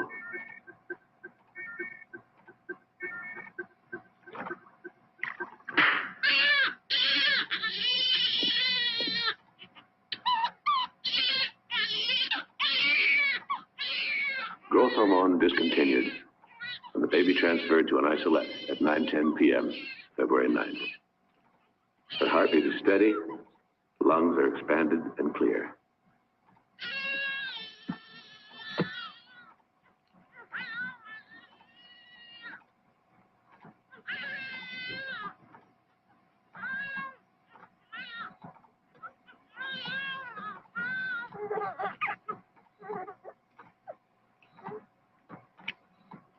This is the most significant advance in fetal research in the last 10 years.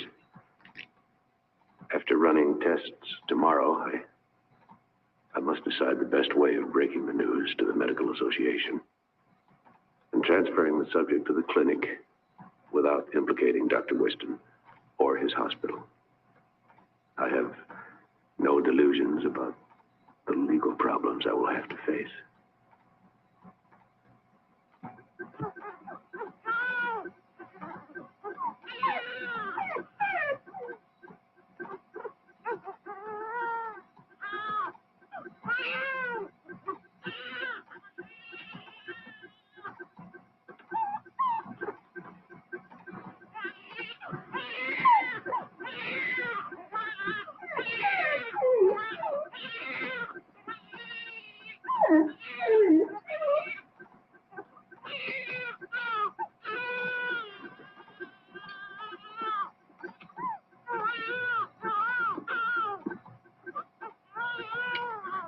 Terrifying things taking place.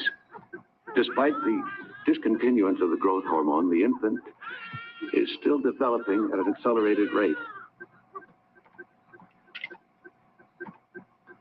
February 13, 1 p.m.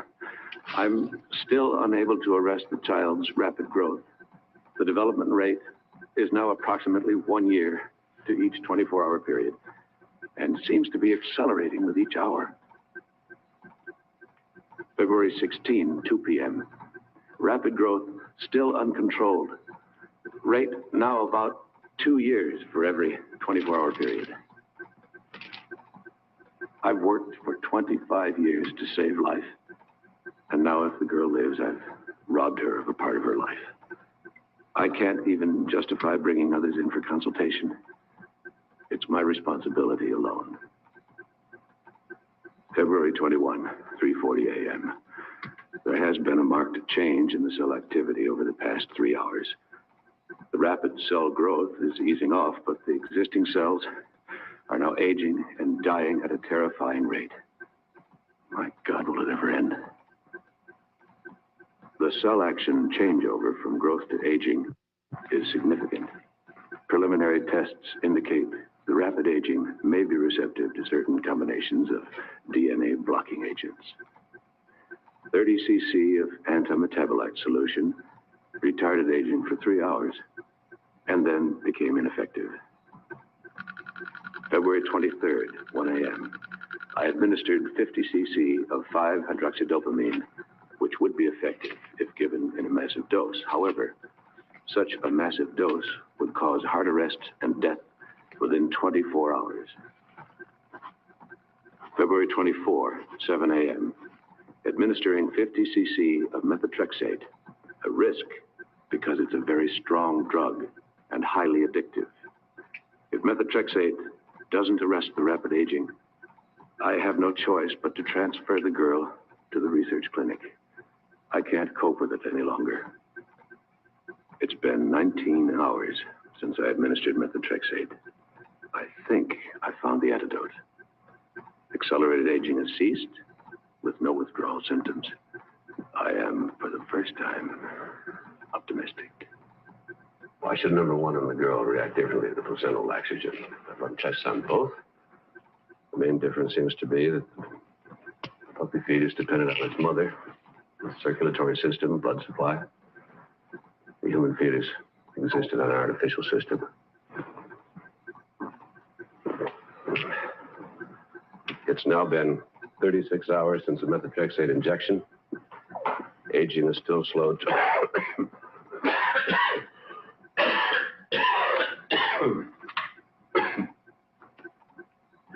Aging is still slow to a normal level.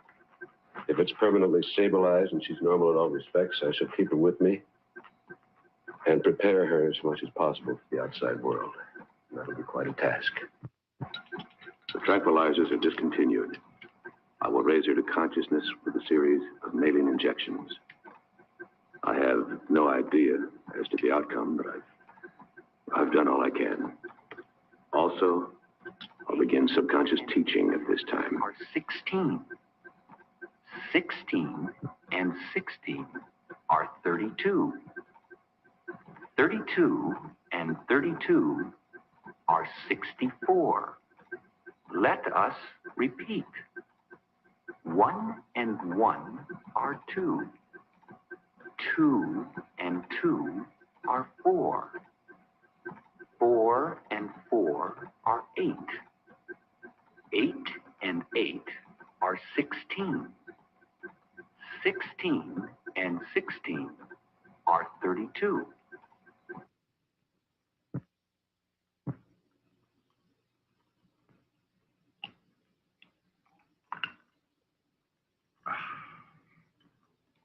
Two and 2 are 4.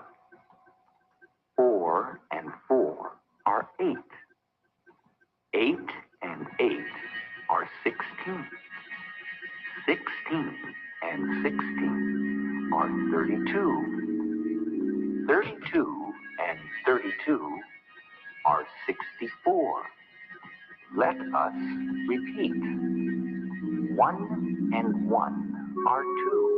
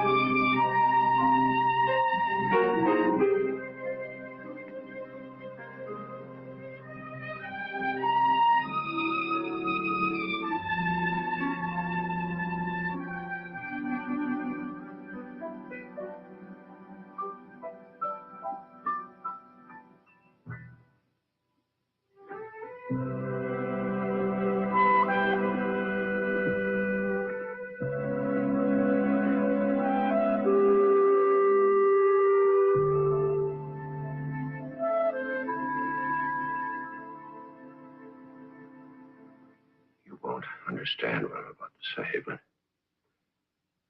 through my own inadequacy, you have missed the most wondrous part of your life.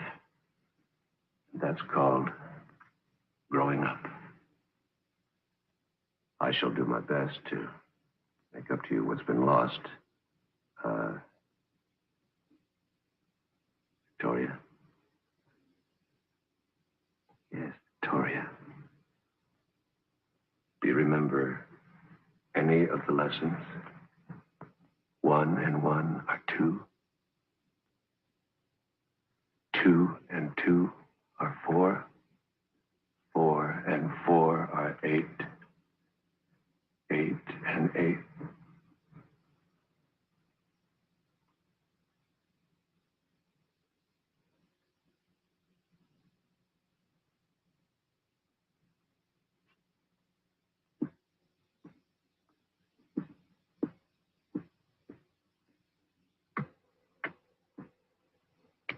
The patient, Victoria, awakened approximately 11:30. She seems alert, and upon preliminary examination, functioning at a normal level. Heartbeat is normal, lungs clear, noticeable laxity of muscles from immobility.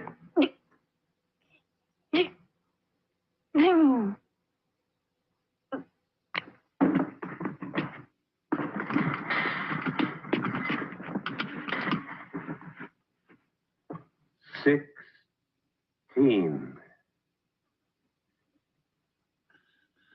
16.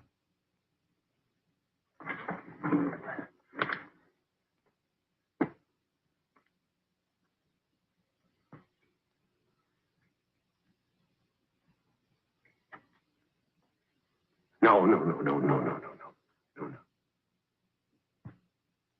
16.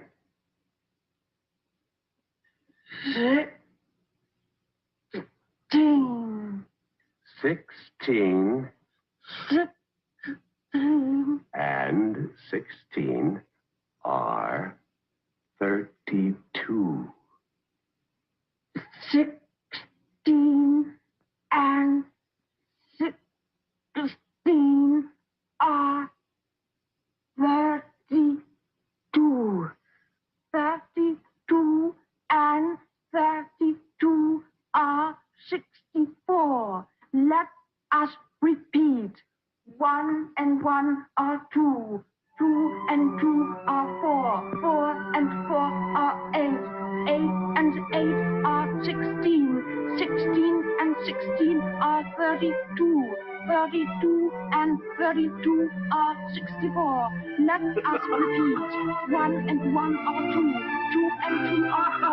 4 and 4 are 8. 8 and 8 are 16. 16 and 16 are 32.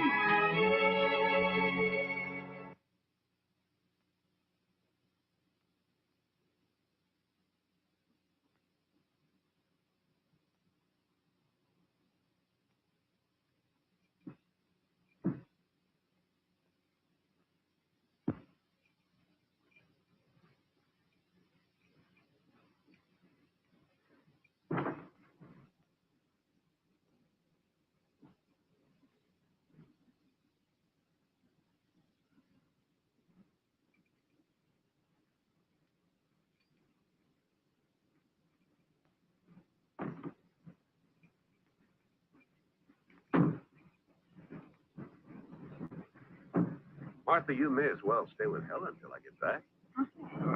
Take care of yourself. Oh, and be sure to call us from Denver. Yes, I will. I'll call you when I'm coming back. You're going to be so busy fixing up the nursery for my grandson. You won't even miss me. Oh, I just remembered. There is the cutest little frog lamp in my head. It would be perfect for a little boy's room. Wait till I get home.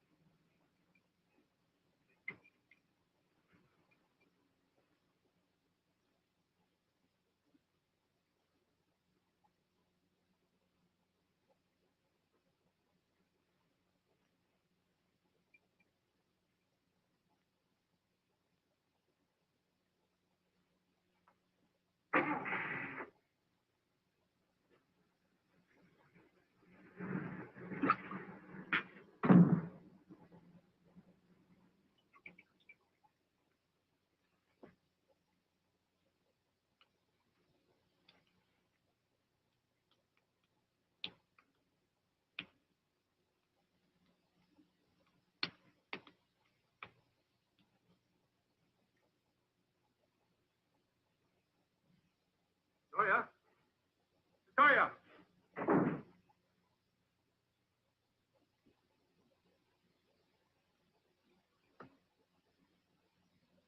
Victoria!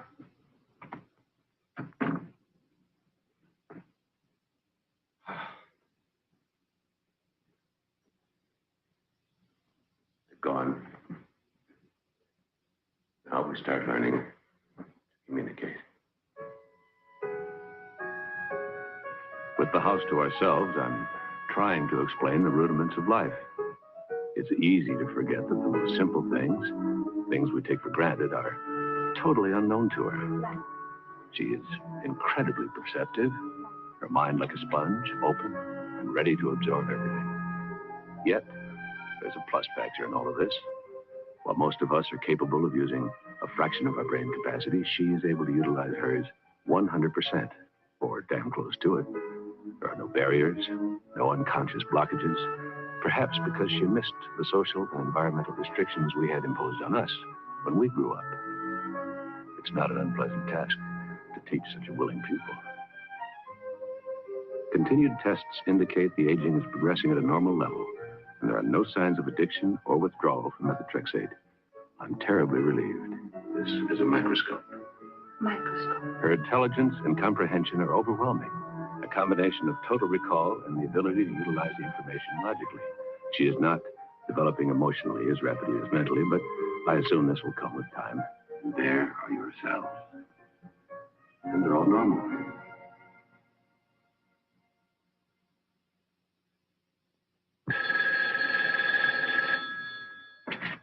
Hello? Well, Paul, where are you? Are you being properly devilish? No, I'm still in Denver.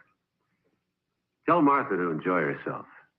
Take a rest from the house till I get back. I may stop off in Salt Lake City for a little while. Yes, I'll let you know. What? Oh, no. No, I'm fine. Love to Gordon. Goodbye. What did you think of it? An interesting story, but not very logical. This Bible is much more than just a story. It's an account of the way the world actually began. From what I've learned, that's impossible. You're not alone in thinking that way. But to many, the moral values are what's important. Moral values? Yes,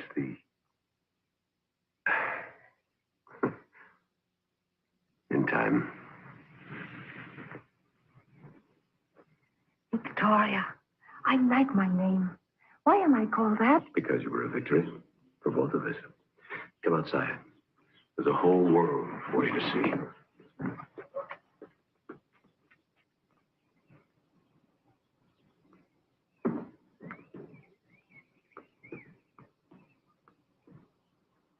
Were there times when you were afraid I wouldn't be a victory? Oh, from the beginning.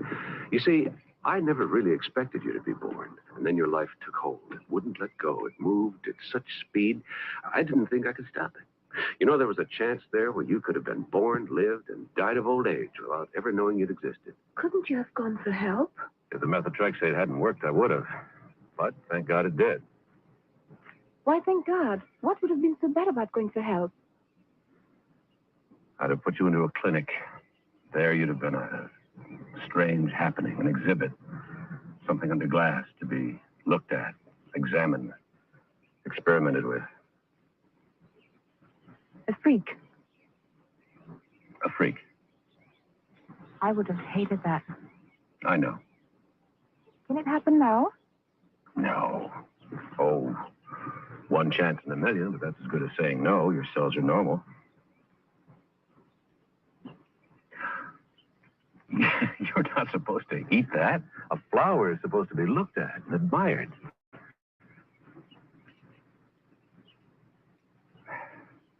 Like this. See? There. Still, we're going to have to tell people about you. Can't keep your secret much longer. That's going to be a problem for you, Victoria. I'm sorry for that. You see, you're unique. You may never happen again. And from what you tell me, I may not have happened at all. Live and died without ever being? Yes. Perhaps if you'd been taken from the womb when you were more developed, say 6 or 7 months, the growth hormone wouldn't have reacted as it did. But that's something we'll never know.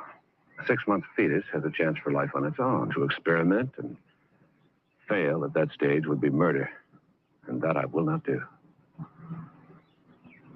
But still you ought to tell others about me. Still I am to be the guinea pig. No. I won't allow it to go that far.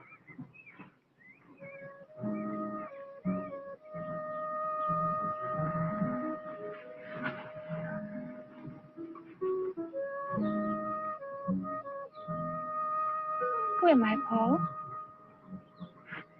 Who are my parents?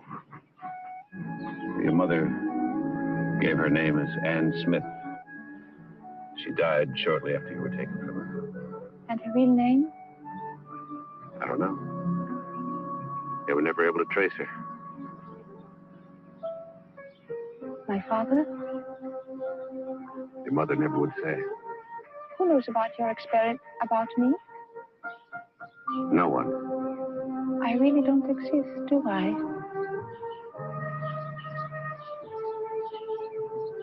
I'm a non-person.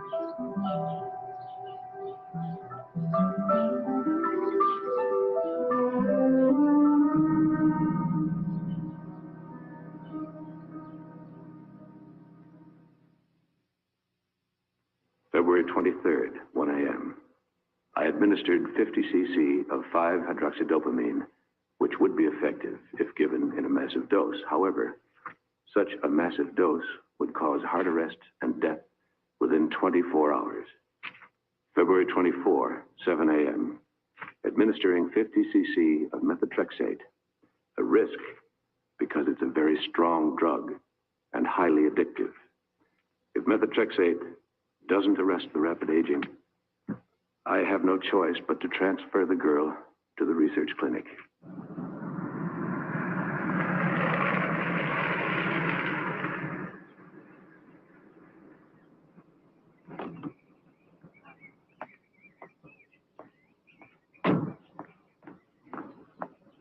It's been 19 hours since I administered methotrexate.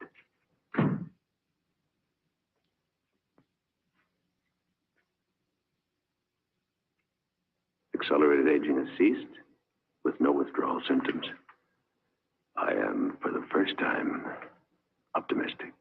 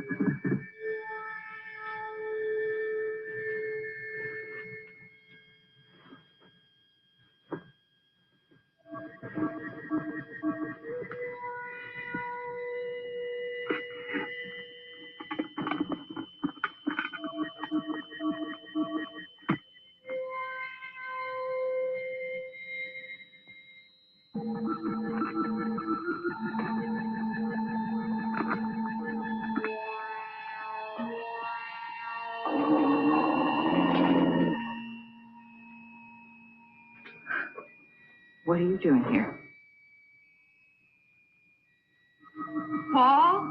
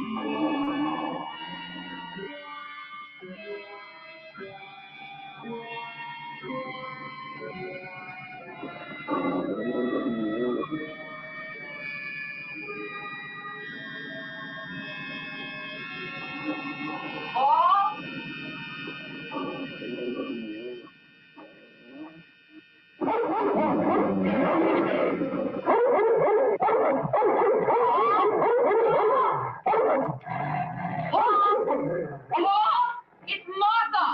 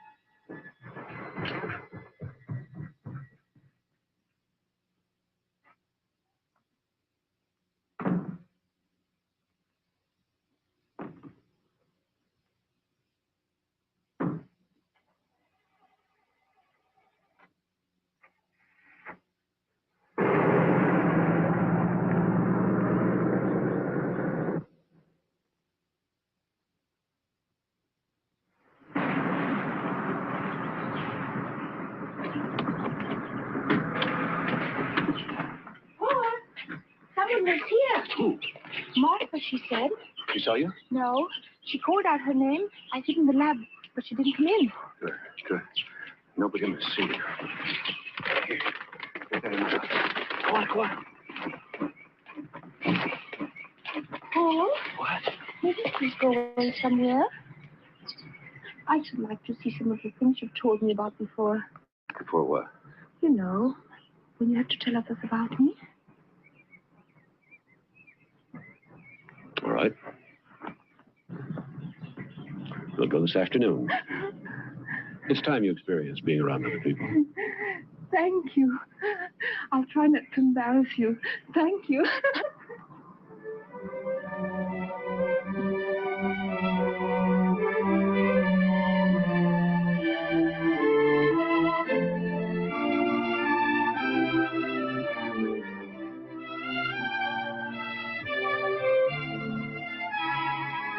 Do you think we'll ever go back? I don't know. Wasn't 2 weeks enough? It was wonderful, but too short. I loved every minute of it anyhow. The plaza, the shops, the people, the marvelous old mission. It was all exciting and beautiful. But sometimes I felt I said the wrong things or asked the wrong question. Once or twice people stared at me and I... did I make a mistake, Paul? No, you didn't make any mistakes. It's just people don't see the beauty around them as they take it all for granted. Beauty has made them aware of what they were missing. Is that good? Very good. We'll pick up Martha on the way home and you can meet Gordon and Helen. We're almost there. Let's hear it. Victoria Spencer, from Denver, Colorado. Parents deceased, age 25, unmarried. Studied where? At the University of Colorado, the College of Applied Science and the School of Medicine. Was established by territorial legislature in 1861, but the first cornerstone was not laid until... Hold it. Just say where you went to school. Don't give a dissertation. Remember, never volunteer. Okay. Now, how did we meet? You were in need of a research assistant, and I was recommended by a professor of chemistry. And his name? Dr. William Bickman. Good.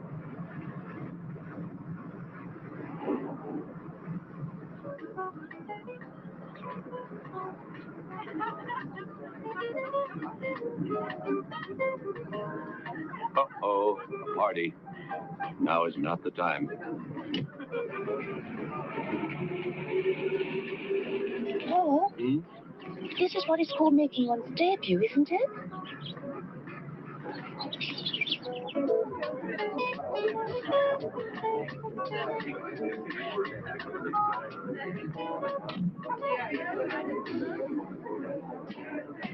What a surprise! Welcome! I didn't know you were home, right? I've asked you to come over. We just arrived, Victoria. I'd like you to meet my daughter-in-law and my son, Gordon, Helen. This is Victoria Spencer, my new research assistant. Delighted to meet you, Victoria. Oh, well, let me take your hat. Gordon, get them some drinks. Yeah. I think you've met Mike Seaman. Yes, of course. Hi, My nice father, to see you again. Victoria Spencer, Mike Seaman. Victoria Louise. Martha? Paul has stopped off on his way home and he has a lady with him. What? A lady? A new assistant.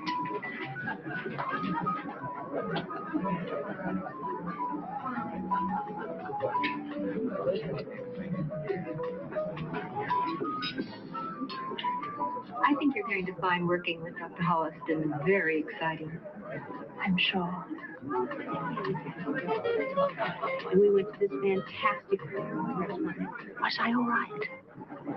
Just fine. Paul? I'm surprised. You didn't call me when you got home. What are you talking about? I was at the house 2 weeks ago, and that dog of yours was there. Oh, yes.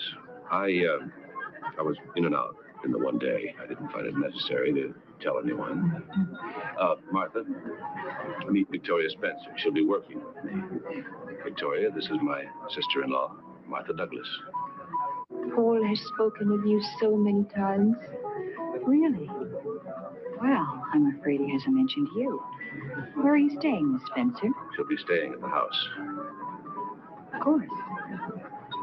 I'll come home with you today. Tell me when you're ready. I'll get my things. Oh, no, you don't. Now, you help me plan this collection, and I'm not going to let you desert me in the middle of it. I'll take you home tomorrow. Oh, by the way, George just came in, and he's looking for you. Oh. Excuse me. Where'd you study, Miss Spencer? At University of Colorado. Colorado, that's my old alma mater. Tell me, is Dr. Hanley still head of chemical medicine there? I heard he was retiring. He was a cantankerous old bastard, you know, but a damn fine teacher.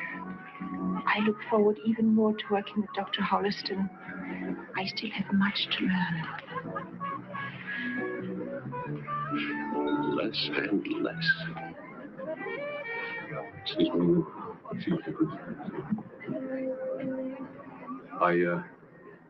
I've been in a holding pattern over you all day. What should I do about it?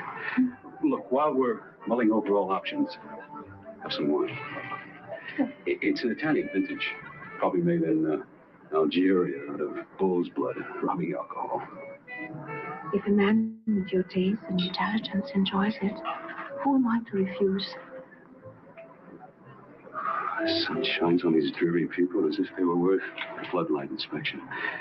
But for me, as Oscar Wilde would say, give me deeper darkness. Money is not made in the light.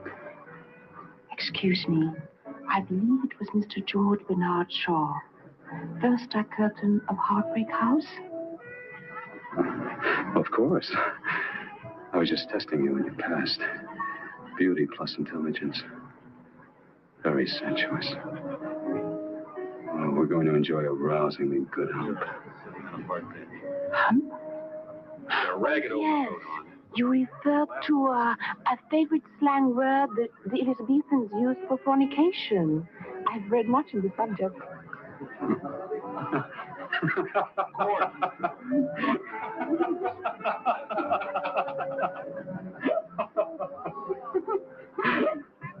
You can talk to your computers like that, but not my guests, huh? Do you make computers? No, I make them work. I manage Teletext International Systems in my spare time, when I'm not confusing Shaw with Wilde. Or Rabelaisian humor with bad taste?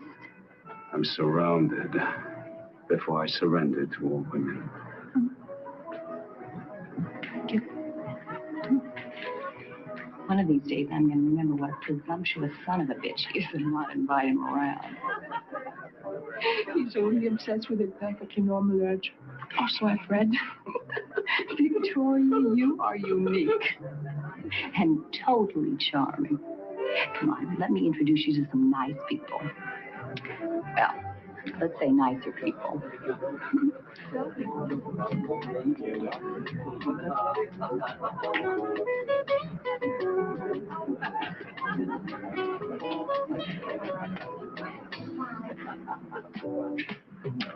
Check.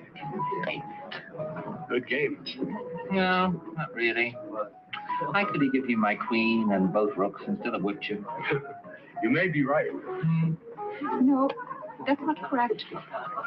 It is feasible you could have given the queen and one rook, but not the queen and both rooks. Chess is one of the last bastions of male chauvinism. Would you like to challenge the champion? I've never played. She has never played, and yet she tells me I am wrong. I've read the rules in the book on chess, and a very interesting book by Alekhine. Oh. No, I had a friend once, never skied. He read every book there was. First day out on the slopes, broke both his ankles. This is much safer. You just sit down, sweetheart, and I'll show you the rules of the game. Thank you. This little doodad, that is a pawn. Now, he can only move one space at a time, except on his first move. I know. Shall we play it?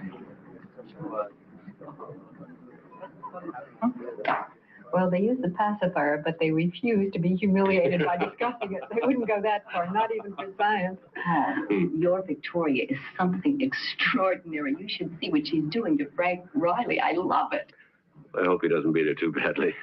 Dr. Brothers, I read your column every day. It's wonderful. Thank you. That's very nice. Excuse me.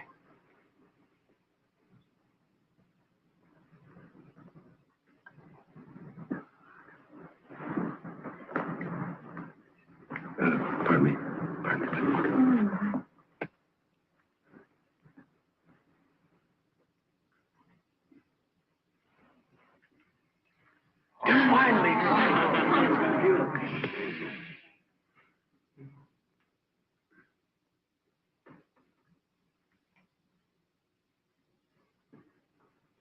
Excuse me.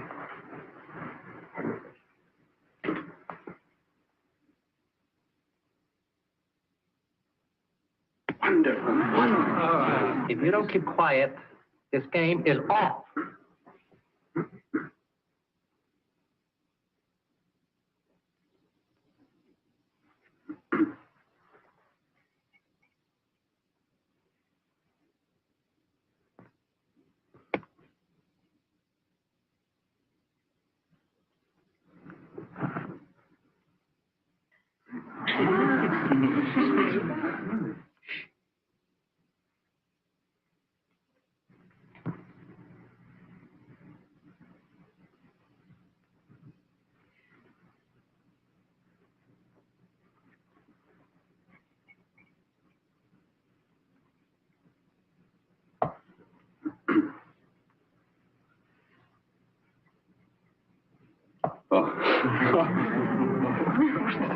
Quiet.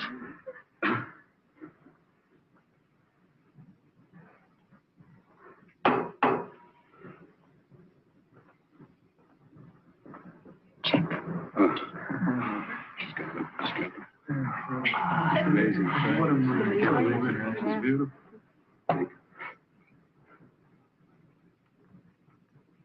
Check.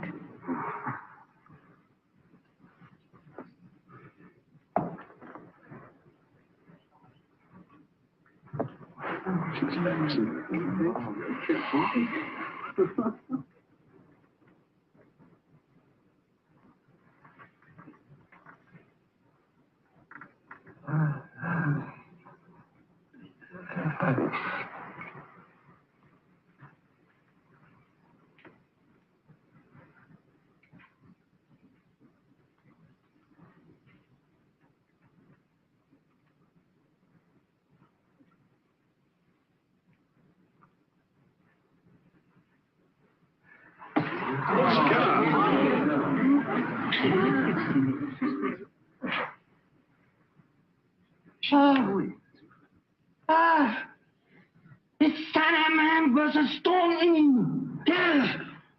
I don't understand. Huh? I don't understand. Oh, yes, you do. Oh, yes, you do. You understand damn well that is Sandman versus Thornton. I knew it 15 moves ago, and I couldn't focus on it. Oh, the match was played in Paris on December the 6th, 1843. It's a classic game. You led me into it. You played before. You know every game. Not every game. Well, you certainly know this game well enough. You let me win. You should have played bishop takes rook's pawn. I'd have had to resign. Where have you played before? I've never played. I've only read books. I've never played. I've only read books. You let me win. Oh! She let me win. Nobody lets me win. Get me out of here. Nobody. Ah!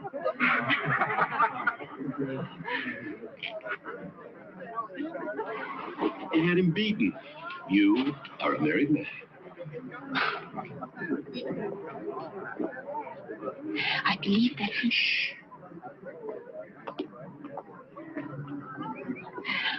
that that even if I had taken his rook's pawn, he could have replied with a move that would have been a draw. Enough, Victoria. Why did you wish me to lose? Because you should have lost. But chess is only a game. Once one knows the alternate possibilities of play, there's a logical progression to the conclusion. There are some things you can't get out of books. To understand them, you have to be experienced. Be patient. Victoria! What a wonderful thing to see. His ego will never recover. Oh, welcome to our little group. We're original but very loving. You'll like us. I know I will.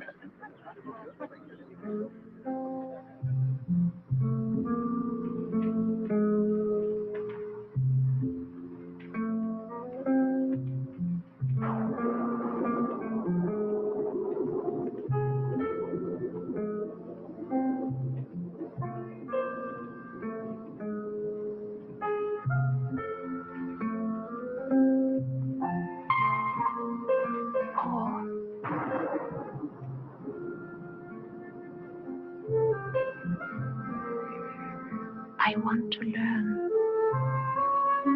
to experience. Will you teach me?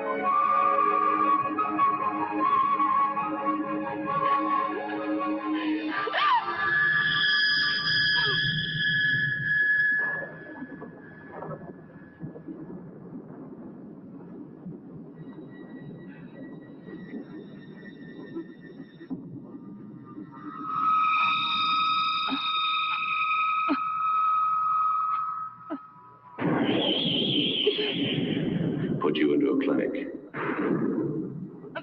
An exhibit. A freak.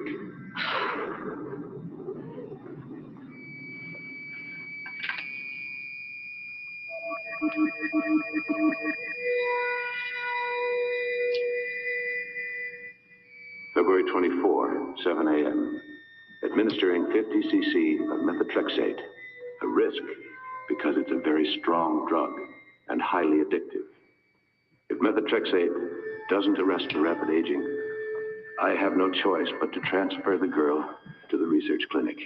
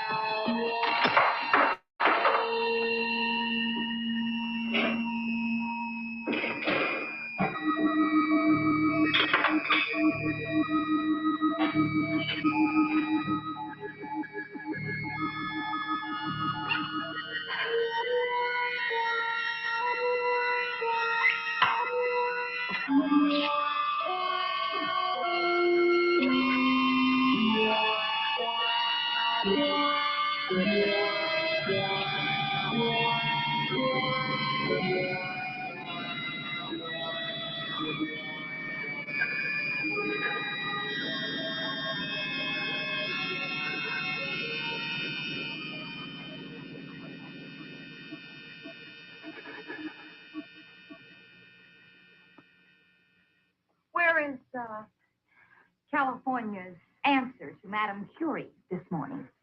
Martha, you go through life as if you were constantly sucking on a lemon. Well, then I'll have to learn to sip nectar in the future. 2 impressive degrees. And she's how old? 25. Brilliant, obviously. Let's see, Nicole was 30 before she got hers, wasn't she? Martha, this is your home. You belong here. And now Victoria belongs here. It's a whole new life for all of us. Why not become a part of it?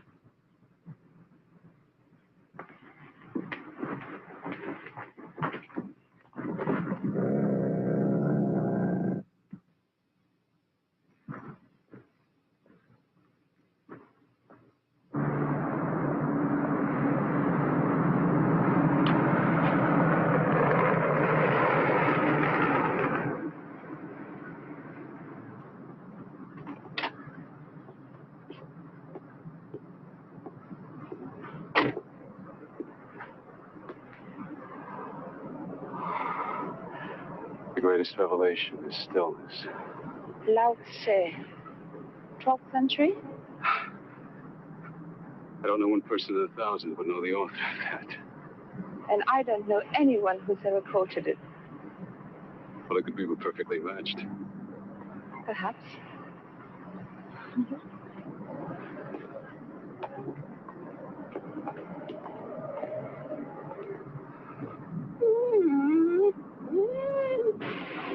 Do you mean to say you control this entire operation? Yes, I do. My computer's a better company than most people I know. They're impersonal, but intellectually stimulating. This is it. Best in the States. Make of the world. And here's the medical unit you asked about. May I ask you a question? You know how to operate a computer? Yes? Yes, of course. You read a book about it, like chess. Yes, I did. All right.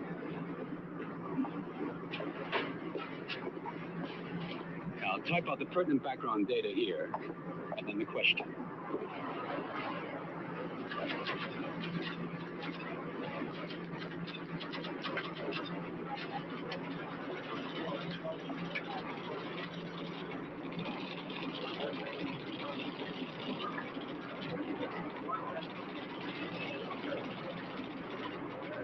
More.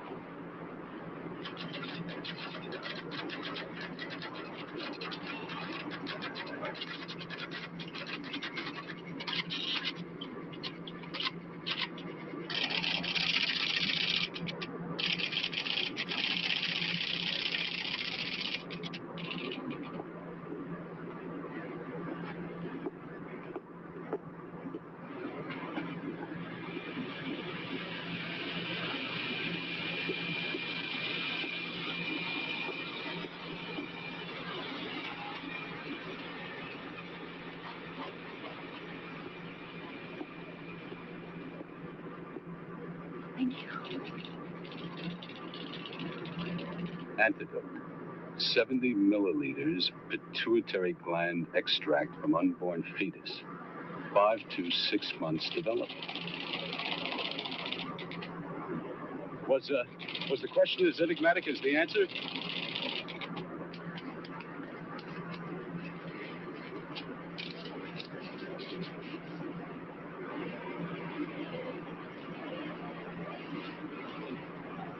Thank you very much, Mr. Collier. Goodbye.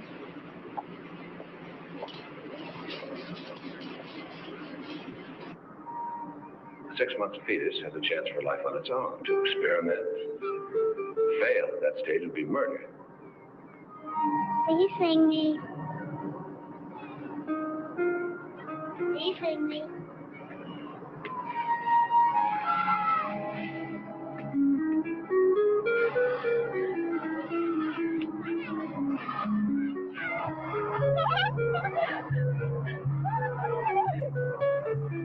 I can go higher than you can. Look!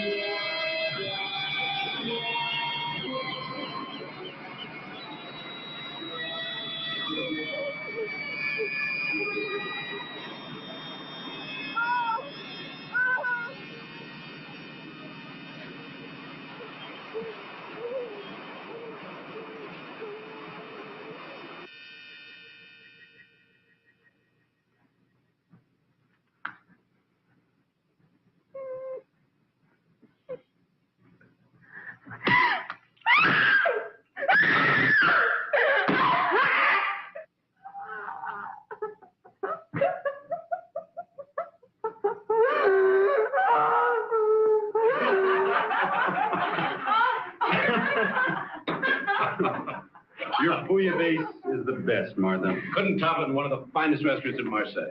Thank you. Nice to be appreciated. In the cookbook, La Rousse Gastronomique recommends a touch more tarragon. I'll get the coffee.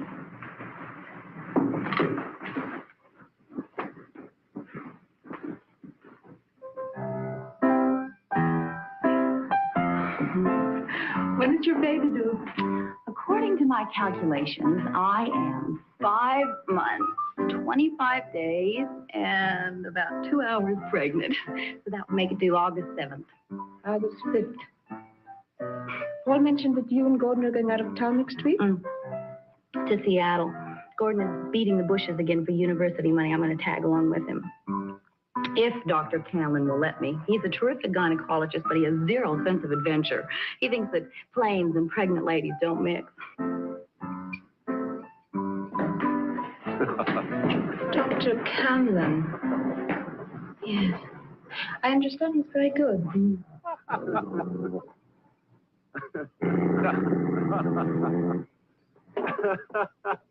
No, it's not my Then imagination. you took it the wrong way, Martha. What's the matter with you? I don't know what's the matter with me. I didn't take anything the wrong way. I can't stand to be in the same room with that woman. Why? She frightens me, Paul. I don't see why. For heaven's sake, she's been nothing but nice to you. You've chosen not to be nice to her. I have checked, Paul. Your precious Victoria isn't any research assistant. She never went to the University of Colorado. Just who is she? I'd like to know where she came from. She's as qualified as I am. This has been my home for 15 years, but that's it. I'm not going to stay in this house with her any longer. You got to choose, Paul, between your assistant and me. And at 8 o'clock in the morning, I am leaving for Minneapolis.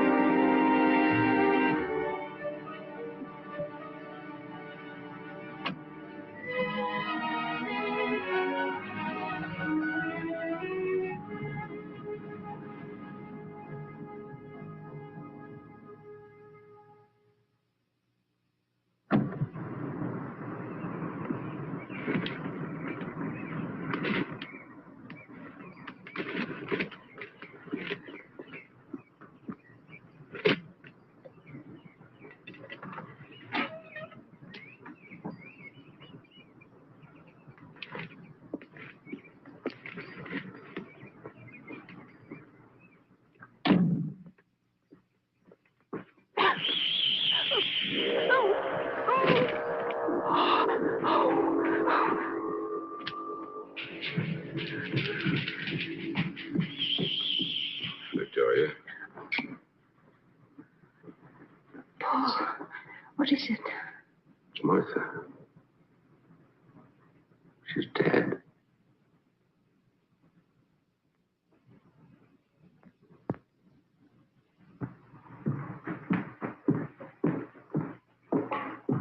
Oh, sorry.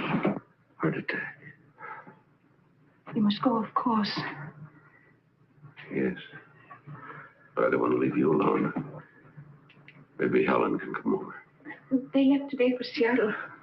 I'll be all right. I've got number 1. All right. I'll take the first flight out. Take care of the burial arrangements. I'll try to be back by Sunday. I'll call you from Minneapolis.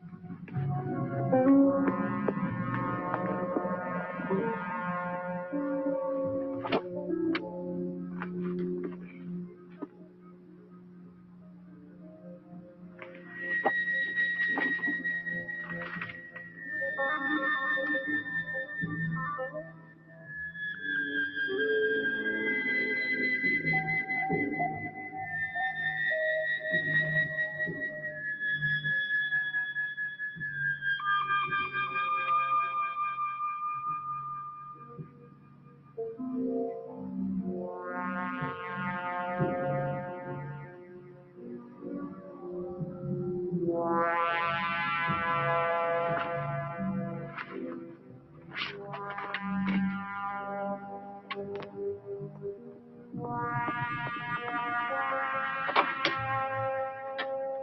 evening. I understand I can rent you? I'm sorry, honey. I'm not into dykes. I'll pay you $200 if you accompany me to my home for the evening. For $200? Could learn to like it.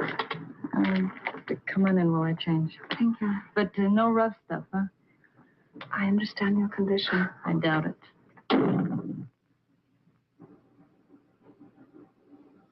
What do you mean it wasn't natural causes? Dr. Holliston, was your sister-in-law subject to extreme hypertension? Well, she was tense, yes, but nothing medically serious. She took sleeping pills from time to time. No reason for her to self-administer any other drug? In God's name, get to the point. What killed her? We found a massive dose of what we think is 5-hydroxydopamine in her heart muscle. Now, it's experimental. We don't know too much about it, but the drug seems to have a cumulative effect. It doesn't dissipate, causing cardiac arrest. Dr. Holliston, just a minute. There are forms to be filled out. This may be a homicide.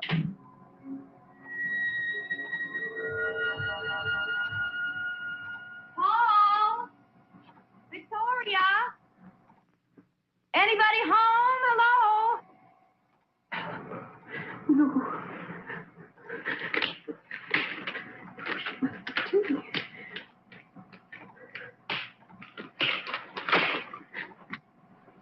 Anybody home? I thought you were in Seattle. What happened? Well, between Gordon and Dr. Cameron, I got out and voted so Gordon went on alone. He made me promise that I wouldn't stay by myself. So here I am. Please go, Helen. What's the matter? Are you all right, Victoria? Please. I'll call you later. Where's Paul? In San Francisco. At a medical conference. I'll call you, okay? Now, please go. Oh, you look so tired. Well, now, he is working you too hard. I'm going to make us both a cup of coffee.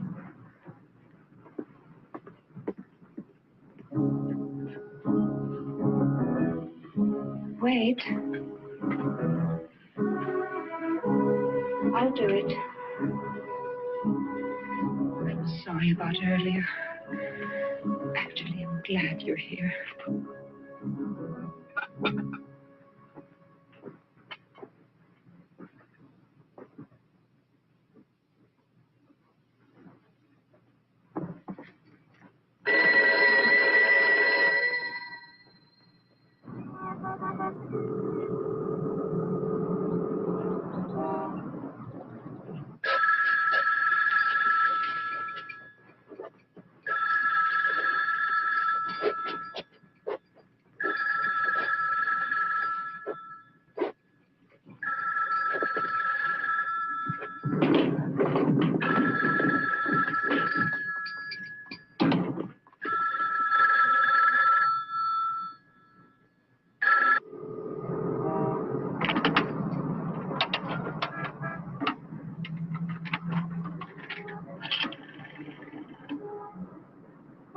Hello, operator. I want you to get me to University Club in Seattle, please.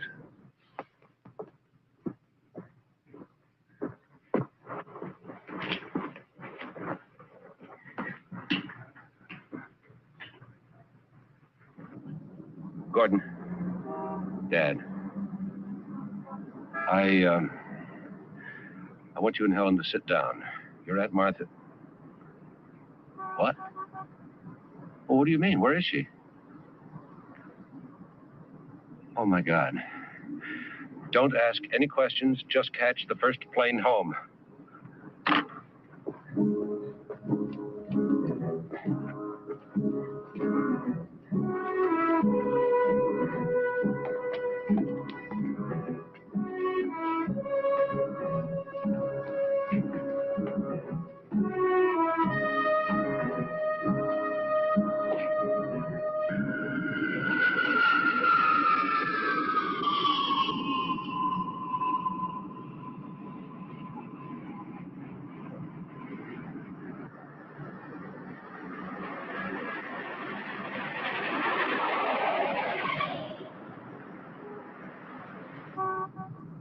Why did you do it? To give life. Thank God.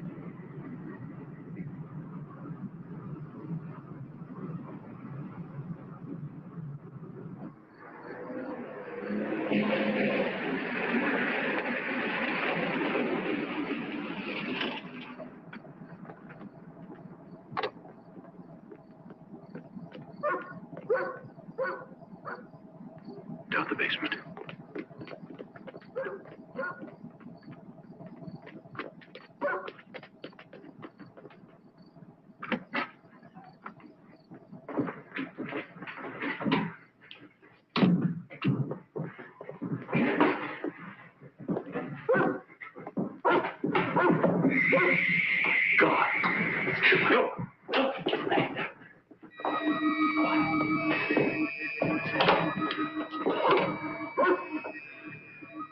Operator, this is Dr. Paul Holliston.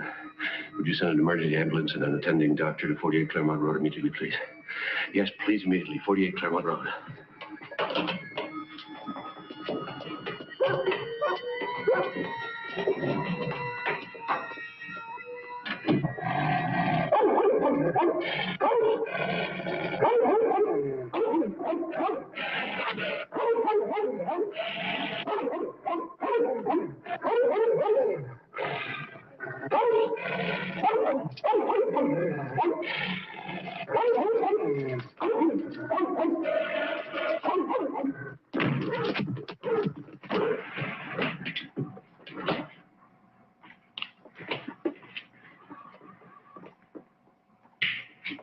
It would be wise for you to leave.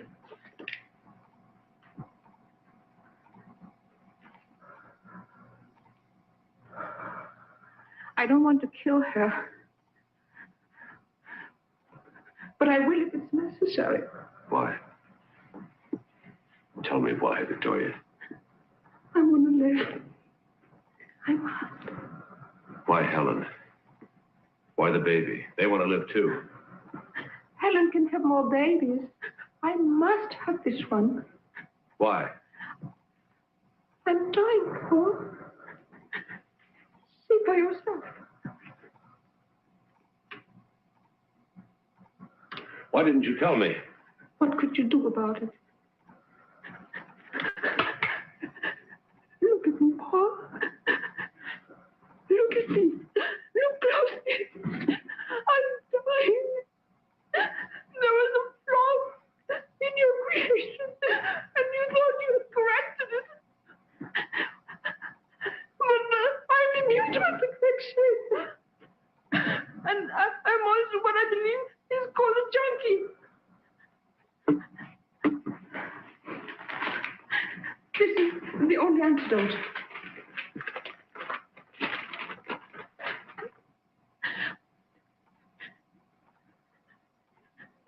Pituitary gland extract. From Helen's baby?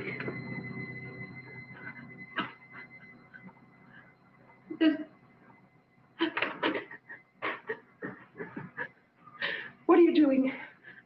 I'm fixing you a larger dose of methotrexate. You're in pain. I'm here to help you, Victoria. No. Trust me. No. What I need, you can't get me. By your own words, you called it murder. Get out. Please. Get out. Please. Get out. I don't want to kill. I don't want to kill. I just want to live. Gordon, the oxygen.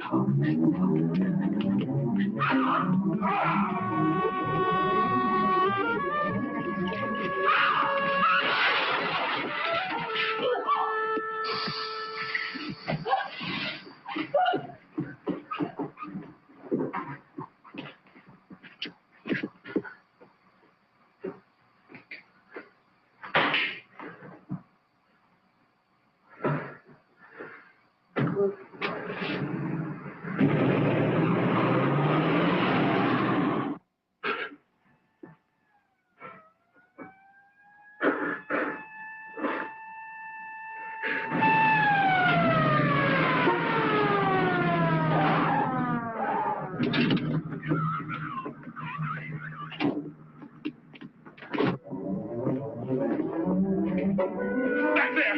Get her to a hospital immediately!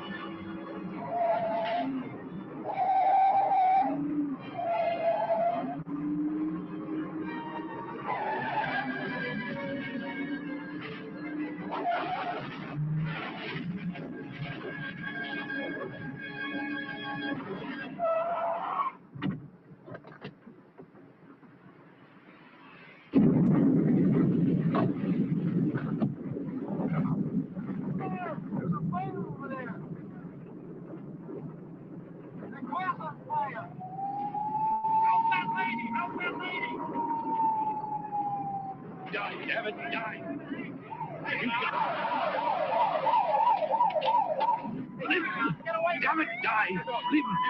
Let me go! What are you doing? Request an ambulance. Echo Park, Glendale Boulevard side.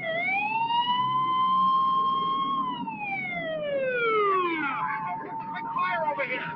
She's got to die! Back. No! No, let me go! You don't understand! Ah!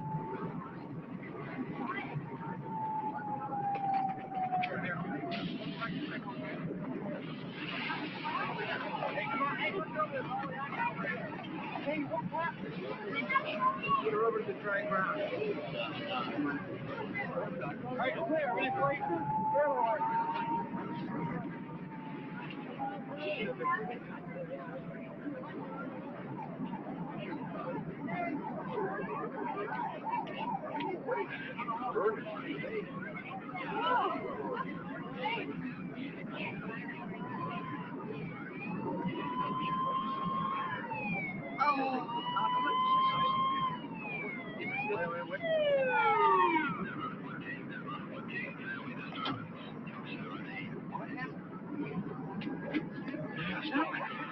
Stay back. Give him room to work, please. She's having convulsions. Convulsions. She's having a baby. No! No, it can't be! It can't! It can't happen! Die! God damn you, die! Both of you! It's your baby. It's your baby. Oh. Your baby too. No! Better get it. No!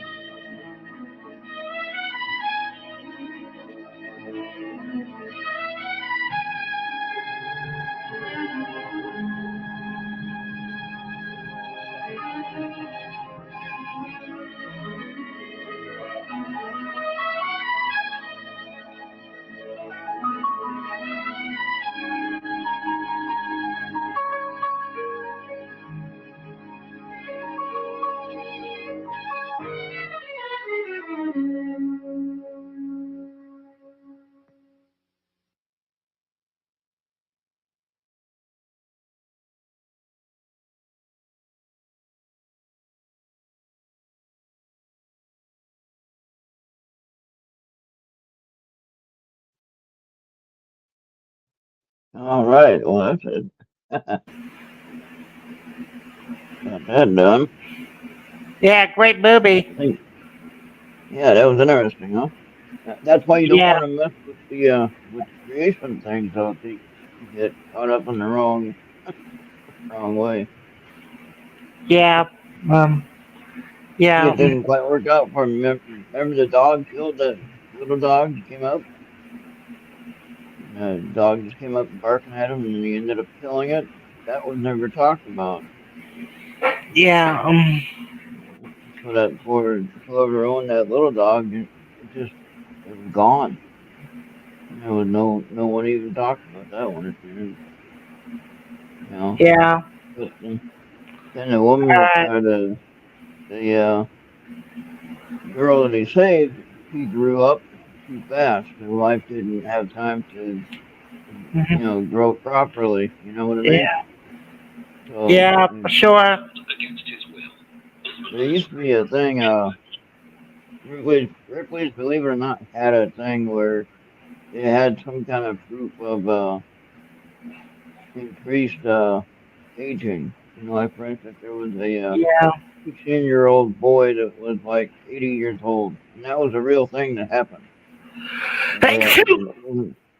That wasn't made up story. That was a real thing that happened, and there's a condition for it that it's medical condition that it's called. I can't remember what it's called, but it's they age faster than normal, and sometimes they age slower than normal. But in this case that I'm talking about, the kid was only like 16 years old or somewhere around there, and he's like 80 years old, and that was a real case they had.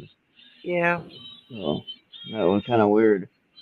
But then you have a movie like this where the guy's trying Yeah. to play God, basically, you know, For sure. and you end up Uh, you don't make the right choices. But if you get yeah. Kindle on your phone, you can get the book, the one that Max was talking about right there. Okay, Mhm. that's on the Kindle app, and you look free to download the Kindle app, and there you go, what you get. All right. All right. So, I really gotta go, Ron. all right, well, thank Take you, care. Bobby, for helping out. Yep, thank you. All right, good All night. right. See you next All time. right, everybody. Yep, thank you, everyone, for joining us for movie night. A little extra treat for us from Oopie. Uh, thank you for that. And I think we're all done for now. And thank you for joining us again. Next week, we're going to do more readings. This time it was a little bit different because Max wanted to talk about some stuff and he had a little shorter time than what was planned, but that's okay. We got it done. He'll be back at some point. We'll have more fun talking about some other stuff. So, and we'll make sure we try to get the word out more to get more people here to watch and enjoy his conversation. So, always interesting stuff to talk about. Thank you for joining us tonight, and we'll see you all on the next one. Hey, if you have nice weather, get out there and enjoy it. Of course, I know it's nighttime in most places, so probably not a good thing to get out there enjoy at nighttime. But anyway, if you have nice weather tomorrow, then get out there and enjoy it. That's what I'm going to do. All right, everybody. We'll see you next time. Have a great night. Bye for now.